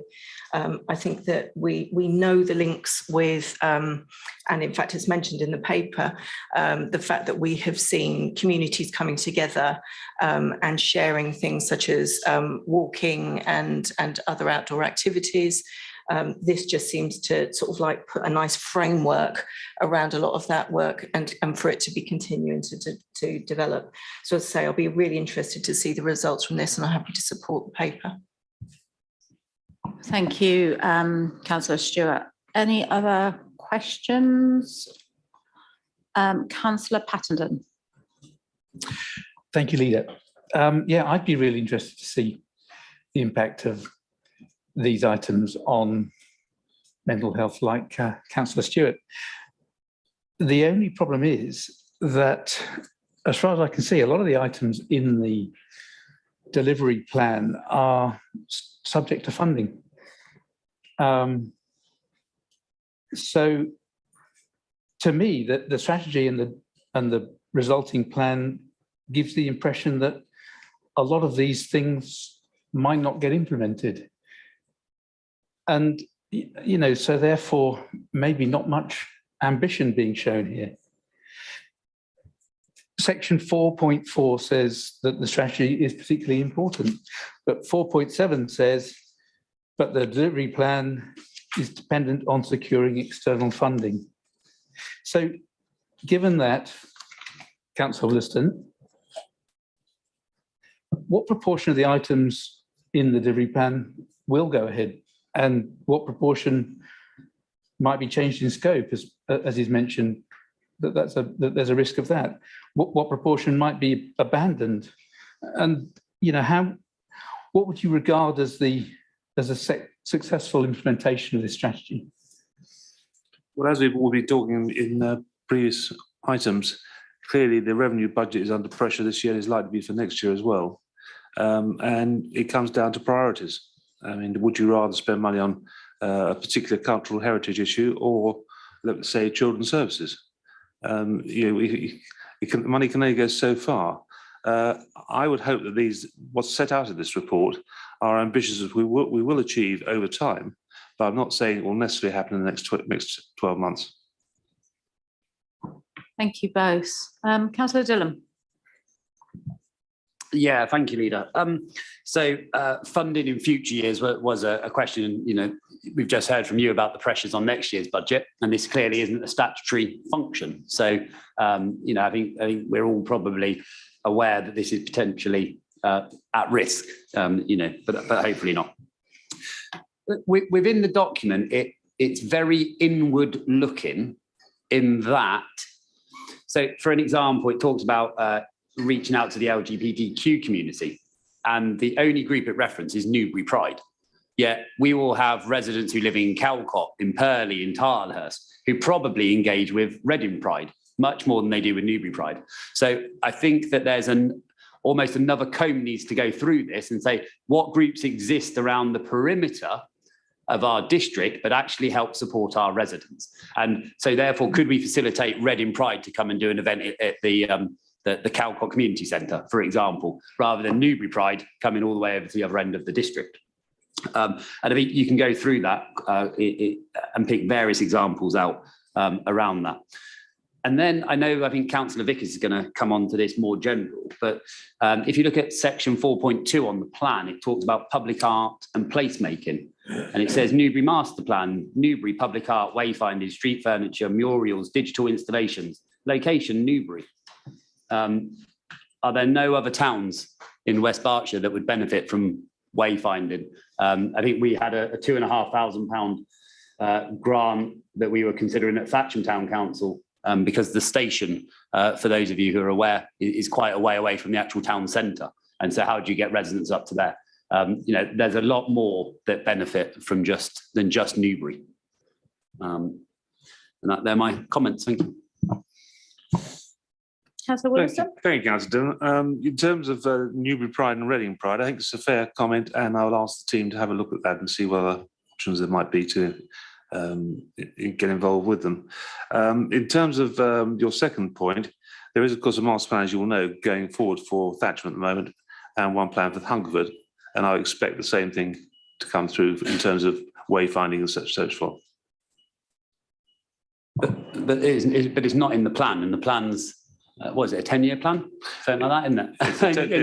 It's a 10-year we've been plan. waiting for the Thatcham vision for years as it is, Councillor Williston. It's a 10-year plan, this is a 5-year delivery plan. So we can assume no delivery in Thatcham within the next 5 years, is what you're telling us? I wouldn't wish to be held either way, to be honest. Councillor Vickers. Thank you, Leader. Yeah, I mean, the things that are in this programme, this plan, are what makes life worth living, frankly. You know, if we weren't having to sit in these boring council meetings, we'd be out there at the theatre. I'd be out on a walk admiring our rural heritage. My fear is, and it's almost been admitted to by Councillor Williston, that this is in danger of being the first thing that gets cut. You know, we cut youth services 95%, more than anywhere else. I fear that we will cut, 50,000 a year is all that's in that. And that looks very vulnerable because it's only secure funding really for this 1 year. Now, I hope that my colleagues would want to protect this. If you are wishing to protect it, it's not something I hope that we'd want to cut, but you've said it yourself, Leader. This is the sort of thing that may have to go if we can't get a decent funding allocation. I mean, there's some great ideas. One thing that struck me, because for 20 years when I left the army, I led walks, and the joy that you can bring to people to explain what they're seeing in the countryside, whether it's buildings or the farmed landscape. And we need to let people who haven't got the wherewithal to pay £1,000 a week on the holidays that I was leading, to just see what they've got in their own local area. This is a wonderful district, which we have got the potential to make tourism of. So I really think that the next 2 years could lead to some wonderful partnerships, but I fear that this will get cut. And it is, as the Councillor Dillon has said, rather Newbury-centric, but across the whole of our district, in every village and town, there are things we need to be proud of. And I note that outside of this plan now are the conservation area appraisals. And it's through those that we will learn what we need to be proud of in our heritage. So it's a good start, but I fear it will bite the dust very quickly. I mean, if Councillor Wollaston can comment on how we can, in the next year or so, secure the partnership funding that will lead us to really enjoy life in the way that this sets out we could do. Certainly, Councillor Vickers. Clearly, there are government funding, there is Arts Council and so forth, there's Freedom Trust, and all of those are capable of being approached to see if we can get some support. But in terms of the council's budget, I mean, there's not a magic money tree, I'm afraid. It's the art of the achievable, and our commitment is to do all we can to support heritage and culture. I'm going to take leader's privilege actually and come in there as well, because I've had exactly the same conversations with Councillor Wollaston as you're having, Councillor Vickers, as you've had Councillor Dillon, around the pressures that we are facing going forward, and should this be the right time to bring forward this particular plan, particularly when you look at the alignment of our current council strategy versus what will our future council strategy look like. And actually, Councillor Wollaston strongly defended this, that we should be ambitious. We should put a marker in the sand. We should recognise, just as you said, Councillor Vickers, that this is what we would like to do. This is the ambition of the area. We have a very affluent area. A lot of people, let's be perfectly honest, a lot of people will be able to do a lot of this without our help. And what we need to do, in exactly the way we did with youth services, and I know Councillor Berwick's fuming on the side, is we recognise there's a degree of targeting when we get into this type of area, that we make sure we look at the inequalities here, and we make sure that we are ambitious in our ideas, because I'm probably one of those fortunate pieces of pill that if I want to go to the theatre, I go to the theatre, but we need to look at how we actually do some targeting on this. So I will defend Councillor Wollaston on this part, because I know every member of the executive has heard me have exactly the same conversation as you're having here this evening around we're going to have to make some difficult decisions. But actually, if we don't have the ambition, and if we don't have the outlines of this plan, then we're giving up. I don't think that's the right approach either, which was why Councillor Wollaston was very keen to make sure that we still brought this plan forward and put that marker in the sand for the areas big and how we look to do it. And I also recognise that there is potential for external resources that we won't open the door to unless we commit something to, and it's that partnership work. So sorry, I just wanted to come back in the defence of Councillor Wollaston, because I know he and I have had some of these conversations. Thank you, and I wish you luck with your lobbying, because that's the key to it. We've got to get a reasonably generous funding allocation as a local authority to be able to do this sort of thing. I don't disagree. Leader, can I just add one thing? One of the main purposes of this report was to actually create the framework so we can go out and look for external funding. And I think it achieves that objective very well. Councillor Abbs. Yeah, thanks very much, Leader. I looked at this report with a slightly different eye, and then I've listened to the chat going on here.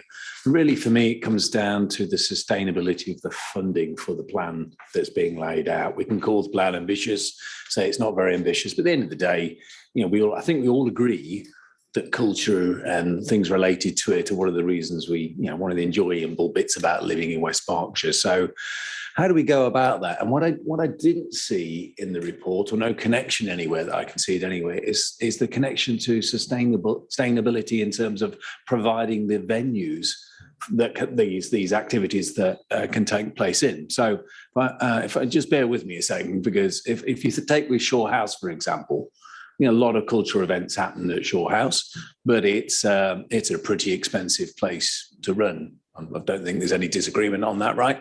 I don't know actually what the electricity bill is, but it would have gone up a lot recently. So actually, by combining our environmental strategies with these other strategies, cultural heritage strategy and so on, in other words, having that sustainability bit run through everything we do means that if we'd actually focused over the last few years on delivering some kind of way of reducing Shaw House's energy bill, even by a fraction, given what's now happened with energy bills, we would be quids in. And in fact, we'd have plenty of money to carry on doing the cultural bits.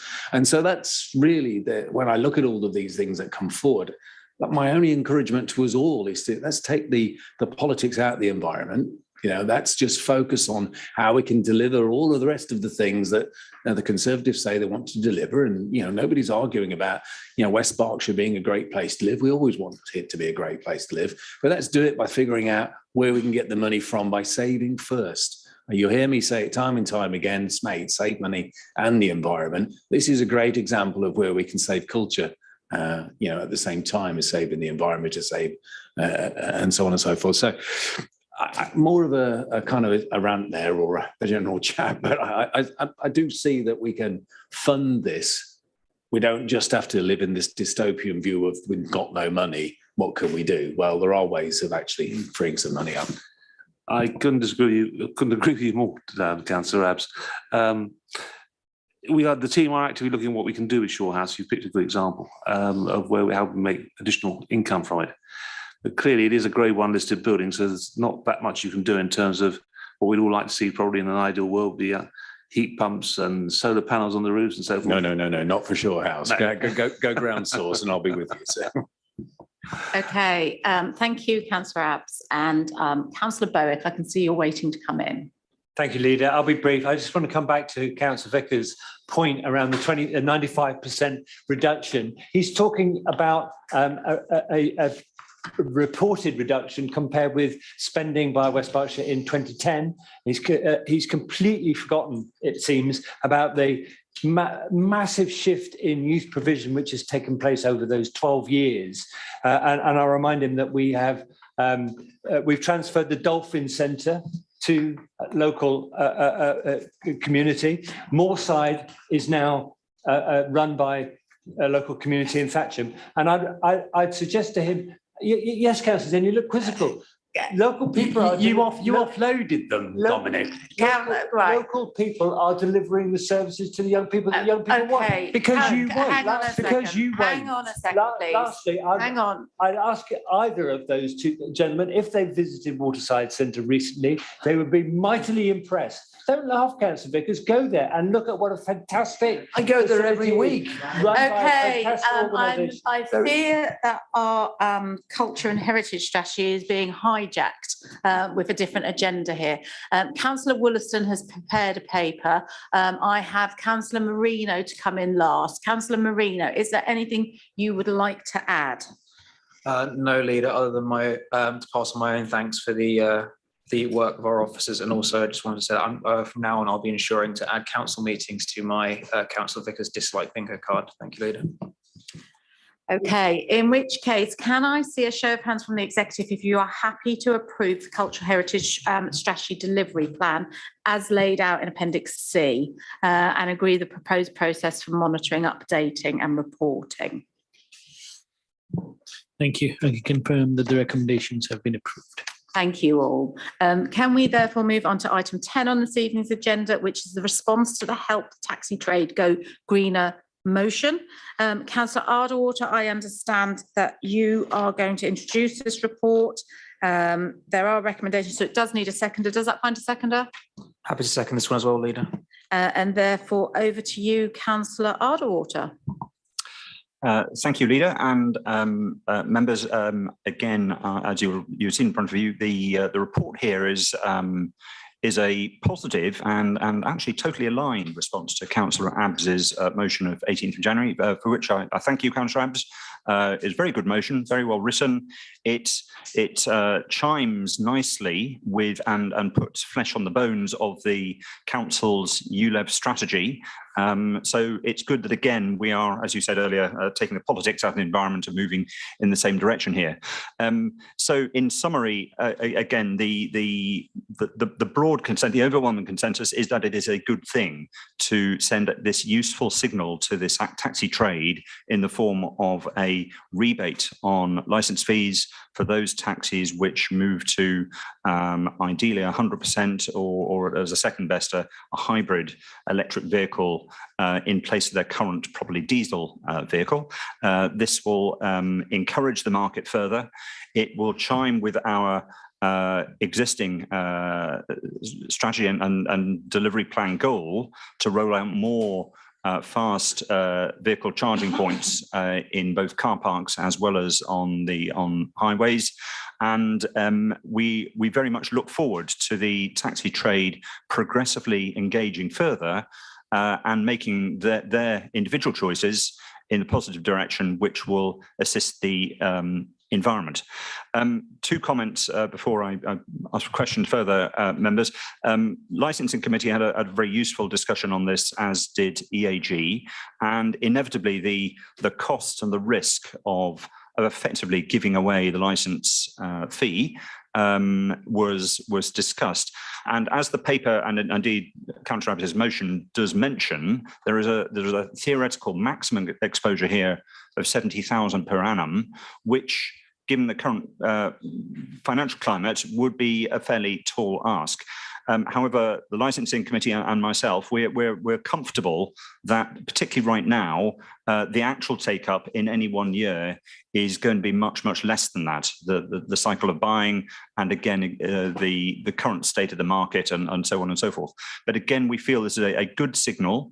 It will be reviewed annually, and we can taper it off if and when necessary, such that, again, the trade still is incentivized to move to zero carbon vehicles, and the broader public benefits through emissions reductions, and again, in more encouragement, more usage of electric vehicle charging. So again, members, I welcome the motion, and I trust you too will be supportive of this paper, and that we proceed at full speed with it. Thank you. Thank you, Councillor Ardwater. Members, I'm sensing I've got agreement on both sides of the room, which is good. So I am not going to take anyone other than Councillor Abbs, because Councillor Abbs, I'm conscious that this was your motion in the first place. So I am going to come to you, but I'm not going to take any other members on this, because I think we're in danger of violently all agreeing. Councillor Abbs. That's very nice of you, Leader. Thank you very much. Yeah, no, I'm very pleased to have seen it go through in such short order as well. It's only took 9 months, so 8 months. So that's faster than most of them managed. So that's great news. We have, and I saw my first all-electric taxi in the high street, Avicabs, I think it was, just the other day. So contrary to some, naysaying that it'll never happen. Well, I think it's happening anyway, but this is, and as I always intended it to be, a great place for us to start. It puts a clear indicator, a clear mark on the ground that hopefully we can all get around now, and the taxi can start to move on. So thank you very much, and I hope you approve the motion. Thank you all. It does take a show of hands from the executive to accept the recommendations as laid out in section 2 of the paper. Can I see a show of hands from a member of the executive? Thank you. I can confirm these have been approved. Thank you. And apologies to Councillor Marino. I didn't come back to you, but I kind of felt we were all there. I don't need to add, Leader. Can we move to item 11 then? Notaries Care Home, the response to the consultation. Councillor Stewart, this is your paper. Does that find a seconder? I will second, Leader. Thank you, Councillor Wollaston, in which case I'll hand over to you, Councillor Stewart. Thank you, Leader. Following the consultation on the future of No Trees Care Home and consideration of the feedback earlier this year, I announced at the last executive on the 7th of July that we had listened to the community and those who took the time to put together well thought through proposals, and that our recommendation would therefore be not to close No Trees as originally proposed. This paper really is just confirming this recommendation to executive as per our governance process. If executive agree to this recommendation, we will continue to work on alternative proposals to ensure that the services offered meet the requirements of the covenants on the land, as well as providing a financially sound service offering that also meets the needs of the district and our residents. A number of options are being discussed, and we will be able to share these at a later date once all the details are fleshed out and fully developed recommendations are available. Thank you, Councillor Stewart. And I'm conscious we have discussed this before. Is there any questions from anybody with regards to this paper? No, in which, Councillor Macro. It's having a little bit of difficulties with my mouse pointer. Yes, I mean, first of all, I think we should recognise that the council has been responsive to the public on this one, which I think we should congratulate them on. But I noticed that you're saying that you're going to look for kind of future options for this site. Could I ask that you do that with a sense of urgency, please? Because I'm sure that both the residents and the staff are unsettled, and I would like them to be reassured as soon as possible. Absolutely, Councillor Macro. I think some of the work that we need to go through is not as such in our control. So where we're talking about working with Sovereign Housing, who have part of that site, we're talking about working with a third party to deliver that. But I think I'd like to think that certainly where on the day that we made the announcement, Paul Coe and I went to No Trees, and we spoke directly to the staff and to the residents at that time. And letters went out to the families as well, so that they also had the same information. And I would imagine, well, I know for a fact that Paul continues to visit and make sure that, you know, the staff are reassured. But I would like to see something on paper as soon as possible. So I will be pushing buttons to see if we can make that happen. Thank you. Councillor Dillon. Yeah, thank you, Leader. I mean, in the report, it mentions a petition run by the Liberal Democrats and hosted on our website. The decision to, or the reversal of the decision happened before the full council meeting where we were going to present our petition. So therefore, there was no need to present the petition because you'd already made a public announcement. In terms of how we got to making that recommendation in the beginning, Councillor Stewart, so yourself as a portfolio officer, senior officers, exec directors have sat round, have signed that off as a way forward. And then within a matter of days, your service manager has come back with an alternative proposal, which you're now going away to look at. Why did you not go and speak with your staff who are on the ground before making public decisions or announcements about potential closures? And then I've got a second question after that, if I may. I'm going to be really honest with you, Councillor Dillon, because that is the sort of person that I am. Yeah. If I had any regret so far in what I've done in adult social care, this would be the one. So I think I've learned a lot from this process. And certainly the way that I challenge and question, I would hope that my officers are now seeing a difference in what I'm asking and when I'm asking it. As far as I'm aware, we're not going to have the need to do this type of work again. So not thinking about No Trees, but in other aspects of adult social care. But should we, then I will run it in a very different way. And that's just me being open and honest. Yeah, no, thanks. And that's what we want, is lessons learned from these things, don't we? And, you know, I think it's about going and speaking to our staff on the front line about how we can better be more efficient or deliver the same service for less. So the second part, and this isn't probably an answer for tonight, Councillor Stewart, but what was the financial impact of making that announcement? So we've heard that part of the overspending Q1 is because of additional cost for bed places and having to position people in other care homes. So when this announcement was made, I think there was a freeze on recruitment or freeze on placements. So that probably has had a financial impact. And I'd like to understand what that bottom line figure is, please. But happy for that to come after the meeting.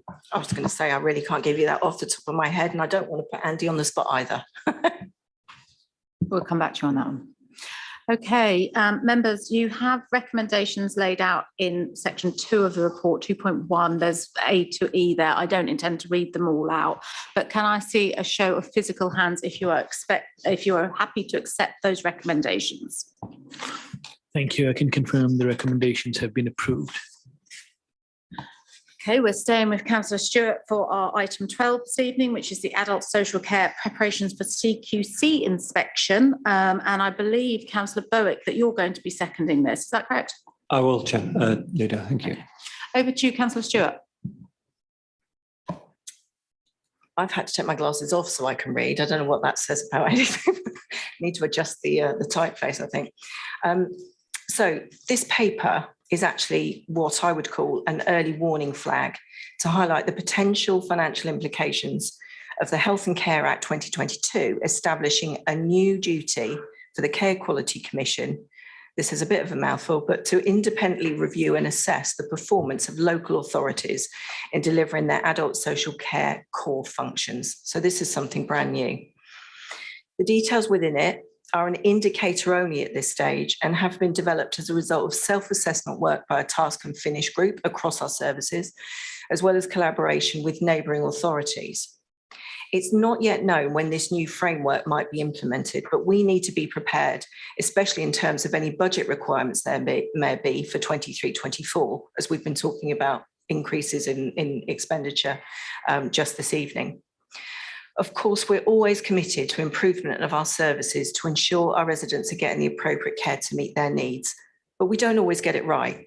The introduction of such inspections by the CQC should assist us in highlighting where more work is needed and also spotlight where we're already doing it well. The recommendation in this paper is to fund additional posts and training to be able to deliver the services that would ensure a good rating, for example. Bearing in mind the current cost of living and inflation increases, it might be that executive would seek further information and discussion on the amount of this funding we feel is right to attribute to this new framework as the CQC and Department of Health and Social Care's plans become clearer. As portfolio holder, I will certainly be keeping a close eye on any recurrent costs in future to see if they are still required each year. For example, if we invest in training programs for staff who remain working for us, then we may not need the same amount the following year. But from what we know at this point, the figures quoted here could be seen as perhaps the worst case scenario. Our recommendation is that funding should be made available, but I would suggest that an investment bid is submitted to Budget Board and discussed before the final amount is agreed. Thank you, Councillor Stewart. Does anyone have any questions for Councillor Stewart with regards to this report? I take it that's a legacy hand, Councillor Dillon. No, I took it down a bit back. Oh, did you? Okay, over to you, Councillor Dillon. That's a legacy hand. Thank you very much. So I wanted to look at 5.11, where you've got the individual items of work in effect, and in particular the top 3, your category A high risk ones. Could you talk us through, just so again we understand it, is that saying that we currently have a deprivation of liberty backlog, and so therefore we are bringing in additional resource to clear that backlog? And if we are, what are the numbers, please? Because that relates to understanding the value of the works. On number 3, the case file audit activity. So insufficient case file audit activity. So I'm assuming you're going through a case and you're saying, do we have all of the right reports written up in the right structure, et cetera, et cetera. So we're going to do that by a random identification. Is that 3, 5, 10% of cases? Again, a bit of flesh on the bones as to, you're asking to spend over £500,000 here in total. And actually, we don't understand 100K in year and then 400K additional yearly costs. We don't really understand from the report what we're actually getting for the money or how many individual clients will be better off because of this investment. Leader, I am going to pass across to Andy because he's going to have far more detail than me. But I would just reiterate, this is at the moment an estimate, sort of best guess with what we know. In particular, you mentioned audit activity. And I think what we're talking about here is ramping that up. So clearly we do have to audit our own functions. We would be remiss if we didn't, in particular in adult social care. But this is talking about, that sort of ramping up. But I'll hand over to Andy. Thank you. So in terms of the deprivation of liberty safeguards and the backlog, we do have a backlog like every other local authority, but that has been reduced over time. But off the top of my head, I don't know the answer to that question, Councillor Dillon, but I can certainly find out for you. It moves around all the time because as you clear things off, you get new people coming in. So it's not a static figure. In order to move to the new framework, though, it's important to make sure we clear as many of those cases, not all of them, so that we can move to the new framework with a clean slate, which is why we'd like the extra resource to make that happen. In terms of the preparations for the process around that, you need to do two things. You need to undertake the assessment. You then need to get that validated and signed off. So there's two sides to the resource, which is why you've got two different lines in there. In terms of the audit activity, one of the things that we've done as part of developing our response to this, we've obviously taken on board what's in the draft framework that we're going to be working towards. But we've also learned from what happens in the children's side of social care, where we already have a very similar thing with Ofsted that we do all the time. So in terms of the audit process, as Joe's talked about, there is a ramping up of what we already do. So it's not necessarily a percentage of cases as such, it's a number of cases. So when we get the inspection come in, they will say, we'll look at 20 cases, 25 cases. They may then look at more cases beyond that. So what we will do is look at a sample of cases across all the teams, and that may vary depending on what we find previously, what the size and scale of the problem is, if there is one, and we can move that around. So that's what we'll do with the audit, if that helps. And then a number of those, so that's a recurrent one, that one. So I'm assuming that's a permanent resource that you feel we now need in the service. So again, the question with these recurrent ones is, why weren't they in there? And again, you can accept because of learning, or actually there was more work needed, so we had to get an additional body. But these are, some of these are new posts as well. And again, just some rationale around that. Is that statutory changes in legislation or? Yeah, so it's changes in the way that we're being assessed. So we've not previously had a CQC assessment of the local authority around adult social care. This is a new framework. So there are things within that framework that we'll have to do that we haven't done previously. So it's response to what's in the draft framework. It's also, we know what we need to do in children's to meet the requirements of the expectation of the framework. So we're building a similar protocol and arrangement in adult social care. So yeah, thanks very much. I mean, have you got a ballpark figure on the backlog at all, Andy? Because you're asking the exec for 175 grand to fix it. I haven't, but Paul might have, who's on virtually. Paul, I don't know whether you want to jump in this, but you have got a figure. I don't have it to hand, but I can probably dig through some papers now and share it in the chat. Thanks, Paul. Thank you, Leader. Thank you all. Councillor Macro. Thank you.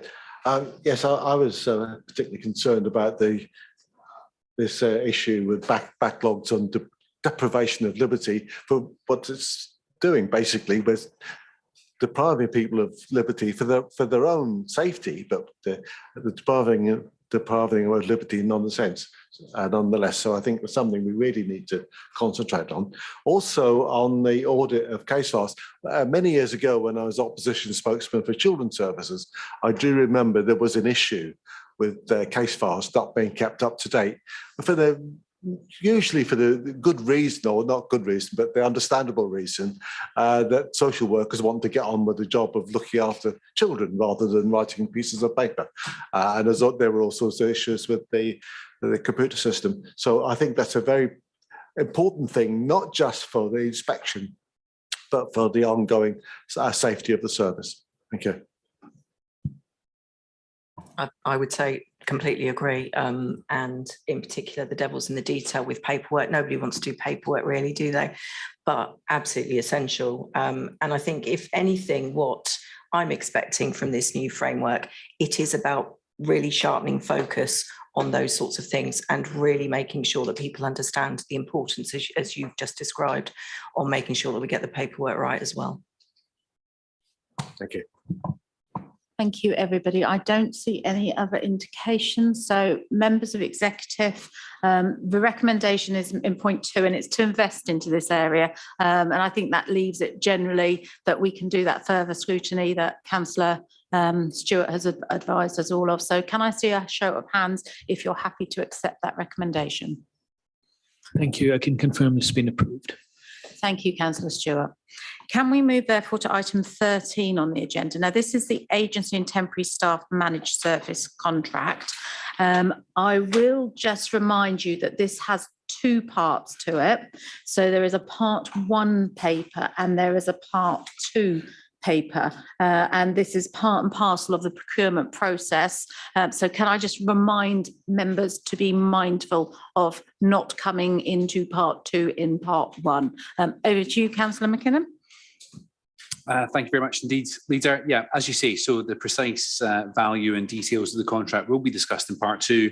But in part 1, I'll limit my comments to proposing the recommendations that the council enter into a new call-off contract for 4 years with a 6-month termination clause and the associated recommendations in section 2. Thank you. I'm just going to get my seconder in. Does this paper find a seconder? It does, Leader. Thank you, Councillor Marino. Councillor Brooks, you're indicating, is that in prep to come back? Yeah, okay. Any questions for Councillor McKinnon from the executive? In which case I'll go straight to Councillor Brooks. I'm grateful for that, Leader. And sadly, I can't stay for part 2 because there are a number of councillors in the Thatcham Town Council meeting to start at 7 o'clock that I chair. But you'll know, a number of members in the chamber will know that this is a subject matter I'm an expert in. I have run these for many, many years and far bigger scale than the one that we run here. I've offered to come in and give advice on this. And frankly, my advice at this stage would be to go to tender. The recruitment market is pretty red hot at the moment, but I'm sure that will change over the next few months. There are a lot of providers of managed services, neutral vendors, and you could have tested the market after 4 years. What I don't see in the paperwork is any of the KPIs they're meeting, apart from one, which is the fulfillment rates. I don't see anything about the fail rates on placements made. I don't see anything about how long the recruitment life cycle is. I don't see how many suppliers are being used. I do see, and this is why I don't think, frankly, a lot of it should have been in part 2, because there is an issue that should have been addressed about how much is off panel and how much is on panel. And I'm not going to talk about the percentages, but the more you get on panel through the managed service provider, the better rebates you get. And I would have liked to have seen within the paperwork a stringent approach, if you are going to stay with this provider, of how they will get that off panel percentage down significantly into the managed service provider, which they should want to do as well. But it seems to be flatlining at a certain amount, which I'm not allowed to say. On page 148, 6.2, it says it has taken time to incorporate the managed service process into the council's recruitment culture. I have seen this time and time and time again. Now, a good organisation, a compliant one, it doesn't take a long time because the hiring managers get on board with the service. What I think has happened here is the hiring managers can go outside of the panel, the managed service provider, and go to who they want to. And that is why the off-panel percentage is so high. So frankly, I think after 4 years, we should have a far better, robust process through this managed service provider, and it's not there. And that is why I would have tested the market. Now, you know, Leader, that I've offered to come in and do a masterclass on this from having worked with about 150 recruitment companies in the last 15 years. You actually chastised me a little bit by saying I didn't know the difference between being a councillor and an officer. But as a subject matter expert, I have a lot to offer in this regard, and I'm happy to do so. But my closing remarks on this is I would have tested the market. I would have been putting much more robust challenges to whatever provider you end up with. We know you want to go single tender here, to actually improve the off-panel versus on-panel. And I'd have wanted to see a lot more KPIs underneath the bonnet that says, are they improving the recruitment life cycle? Are the people they're placing sticking? All sorts of KPIs I have used for years. I'd have liked to have seen the service level agreement, but you've kept me at arm's length. I offer those. I still offer my expertise if you would like to take it up. And now I'm sorry, I have to go because you'll make the decision you want to make anyway. Thank you for letting me speak. Thank you, Councillor Brooks. Councillor McKinnon, would you like to respond to some of those points? No, not at this time. Thanks, Leader. Okay, in which case can we go to Councillor Dillon? Yeah, thanks. More on the document itself, and then I'll be following Councillor Brooks to the meeting as well, I'm afraid.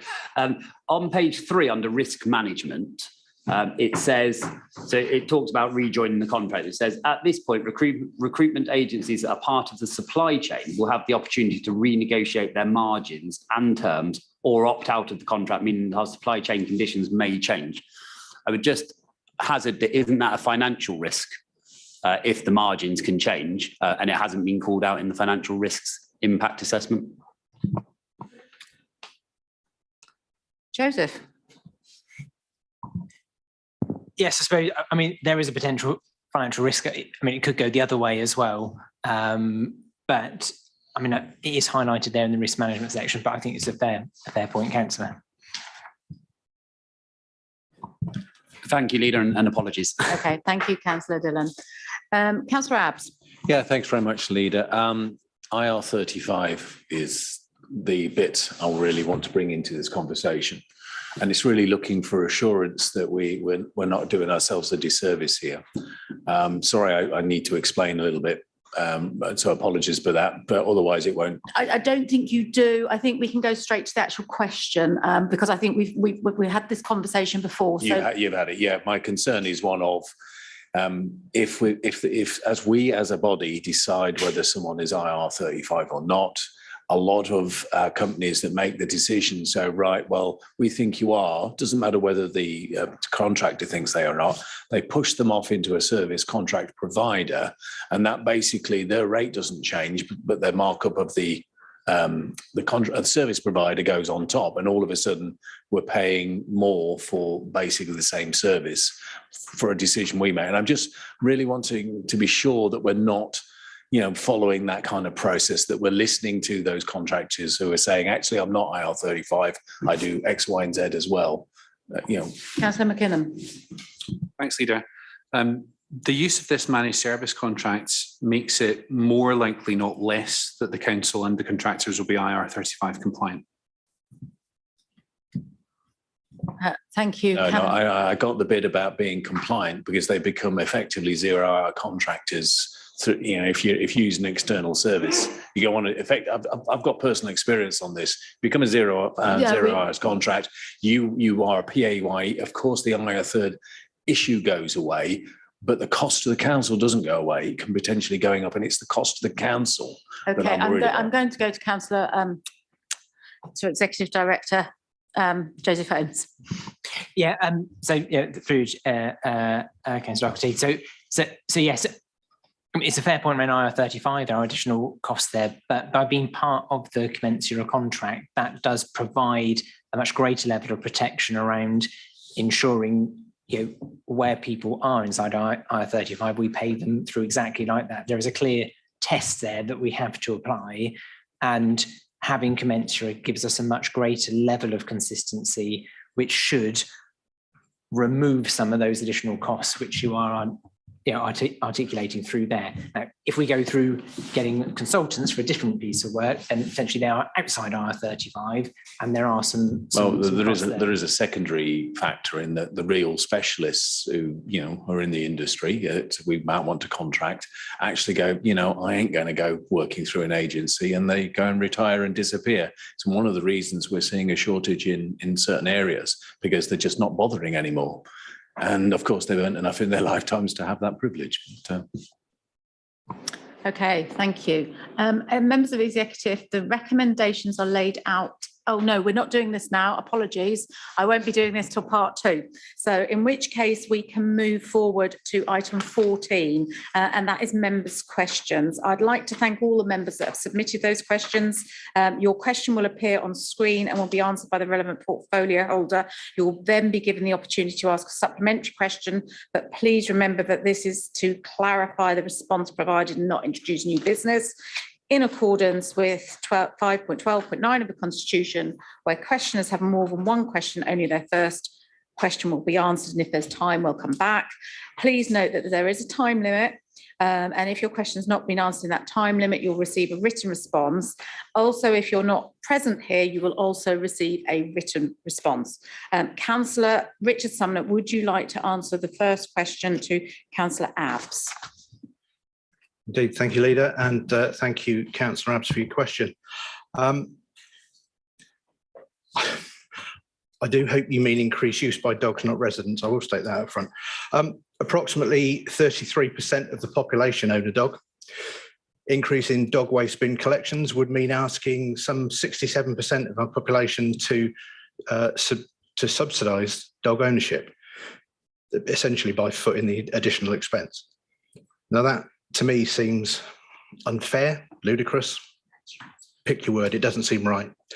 But it's perfectly acceptable for dog owners to place dog waste in their own black bins, as has been consistently advised for some time.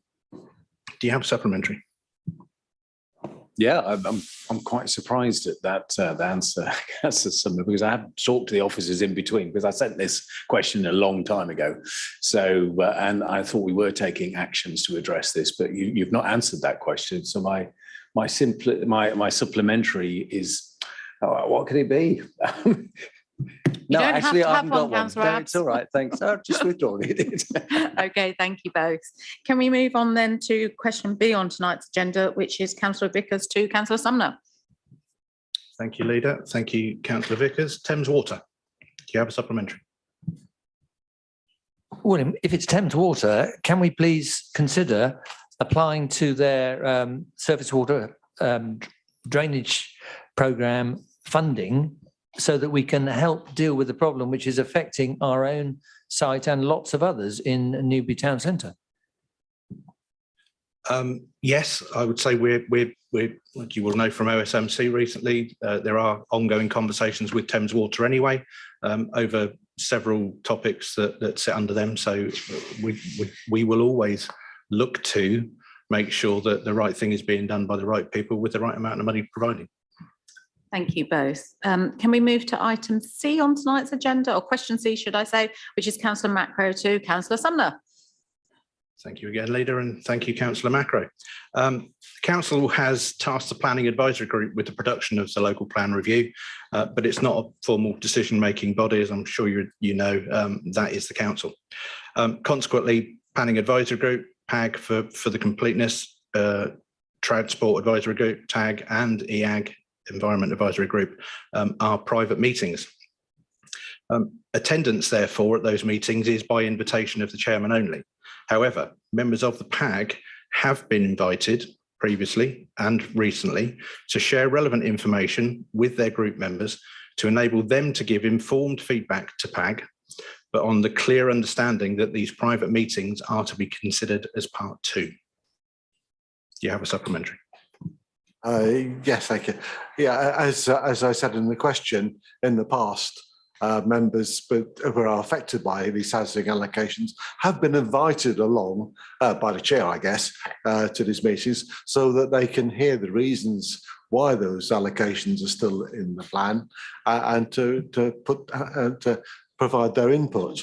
Without this capability, they're not able to do that except through this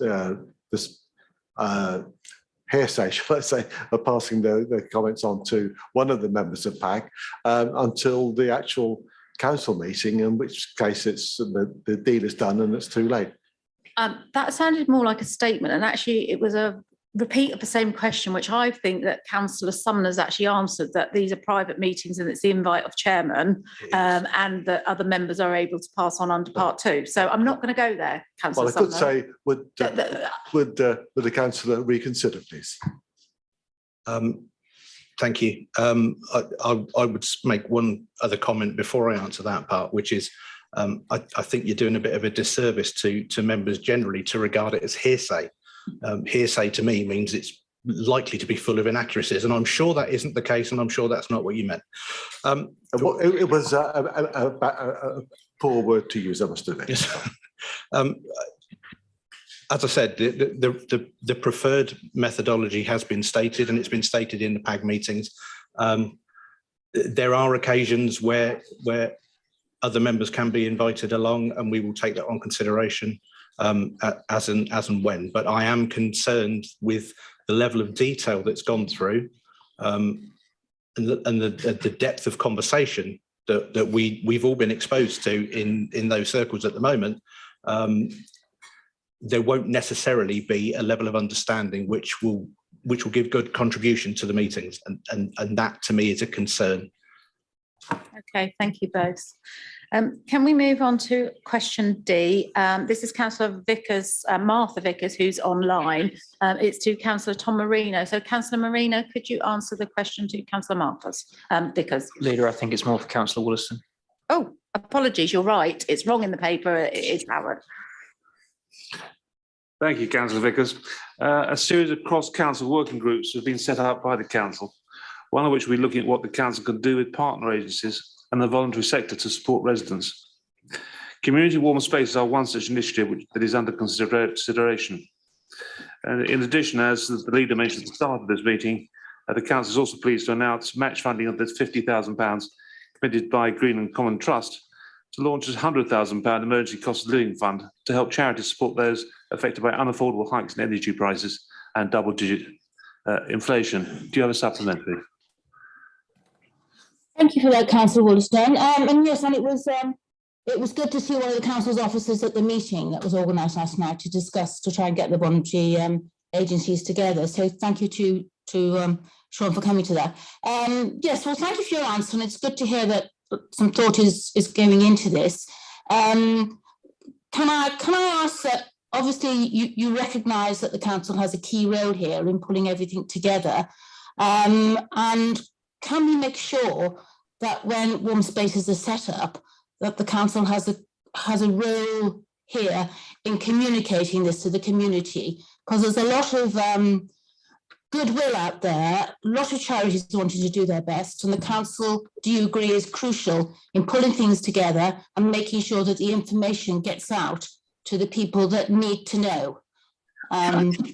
Councillor Wollaston, may I answer in that response for you? Because the Please do. council has already set up a hub on its website, Councillor Vickers, with all of the pertinent information for the cost of living crisis.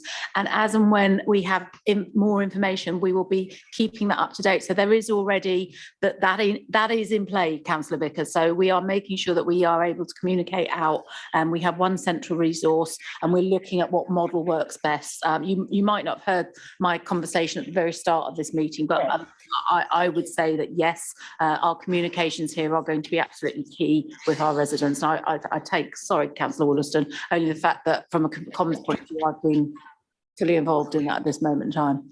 Well, that is good to hear, but I think a lot of people aren't aware of the hub still, so that even that bit of information needs to be got out. Unfortunately, Councillor Vickers, well, very unfortunately, I think you're aware that the council for the last 10 days has been looking at has been respecting the period of mourning. So council comms have been different, and we've deliberately not been putting out any particular announcement. And I know a lot of different people have suspended campaigning and everything else, and that is part of the protocol. But now the comms team are looking at the prioritisation of what information needs to get out there ASAP, and the cost of living, and making sure that everybody knows where best to go for help is a number one priority for them, and they're currently redrafting as we speak.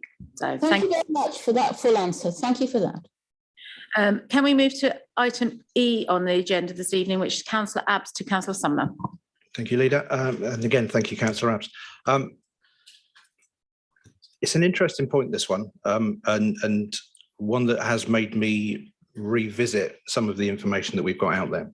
So apart from car parks, we've provided on-street charge points in Eastfields and Westfields, in the Newbury area and in Hungerford.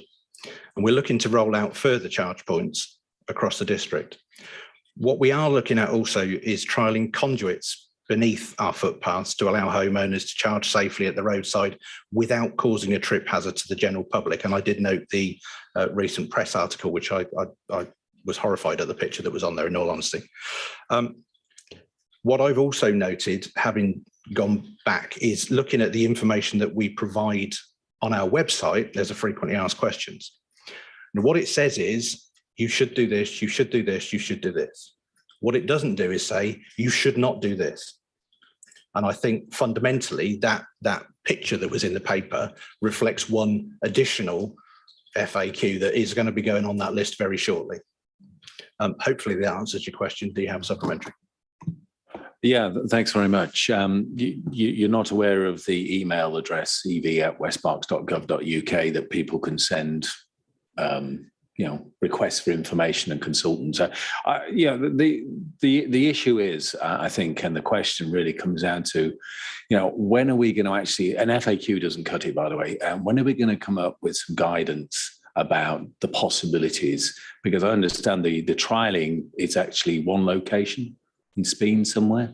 Is that something like that? That's my understanding. But anyway, a proper document that really helps people get to grips with, not just, you can't do this and you can do this, but this is what we've got in planned, and this is how we're going to do it, and how we're going to deliver it, and come to us with the ideas. Maybe just some proper interaction and advice for people with a certain challenge. It's not many, because most people with EVs actually have a driveway. But anyway.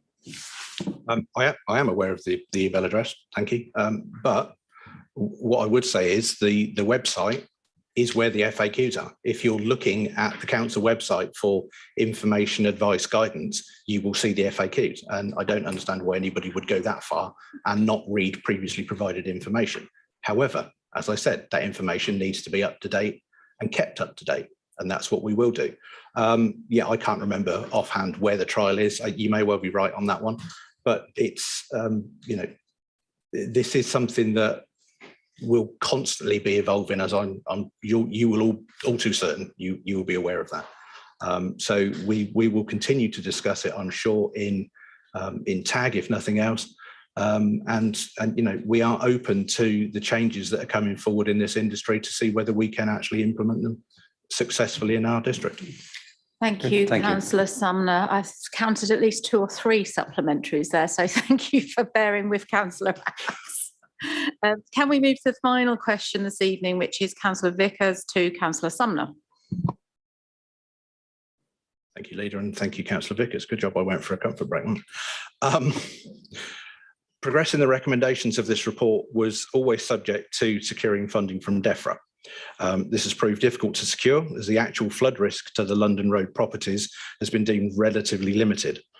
Some funding has been secured this year, however, work to progress this has taken a backseat to the Thatcham Surface Water Management Plan schemes.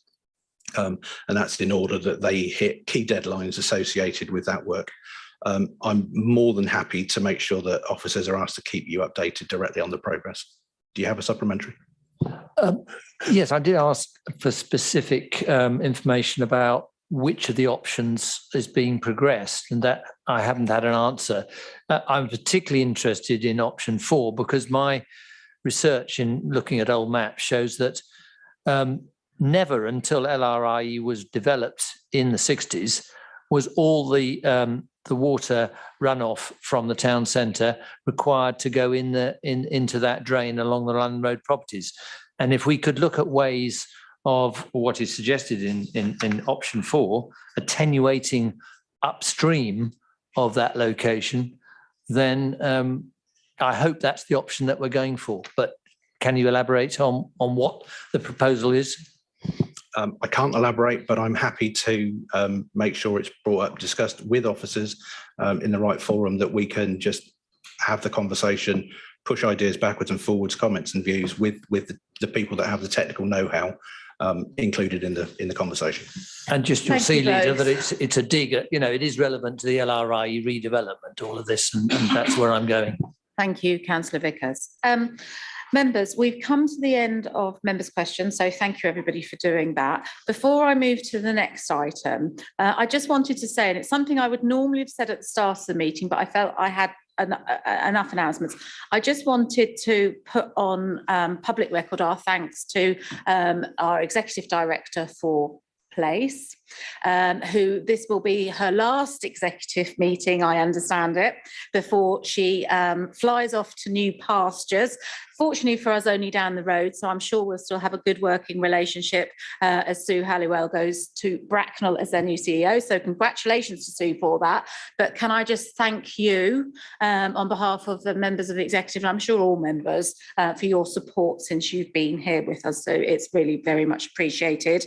And then the other person to my right, who I would also like to pass thanks to, is Shiraz. Shiraz is also leaving West Berkshire, and I'm going to be very sad to see the back of Shiraz because his legal guidance and expertise through the years has been absolutely sound, and he will be missed. And I would like to place on record our thanks to Shiraz, his last executive. I know they're not physically leaving us yet, but this is my last opportunity to publicly thank both of you. So before I move, which I'm going to move to exclude everybody, thank you both for your services to West Berkshire Council. It's very much appreciated.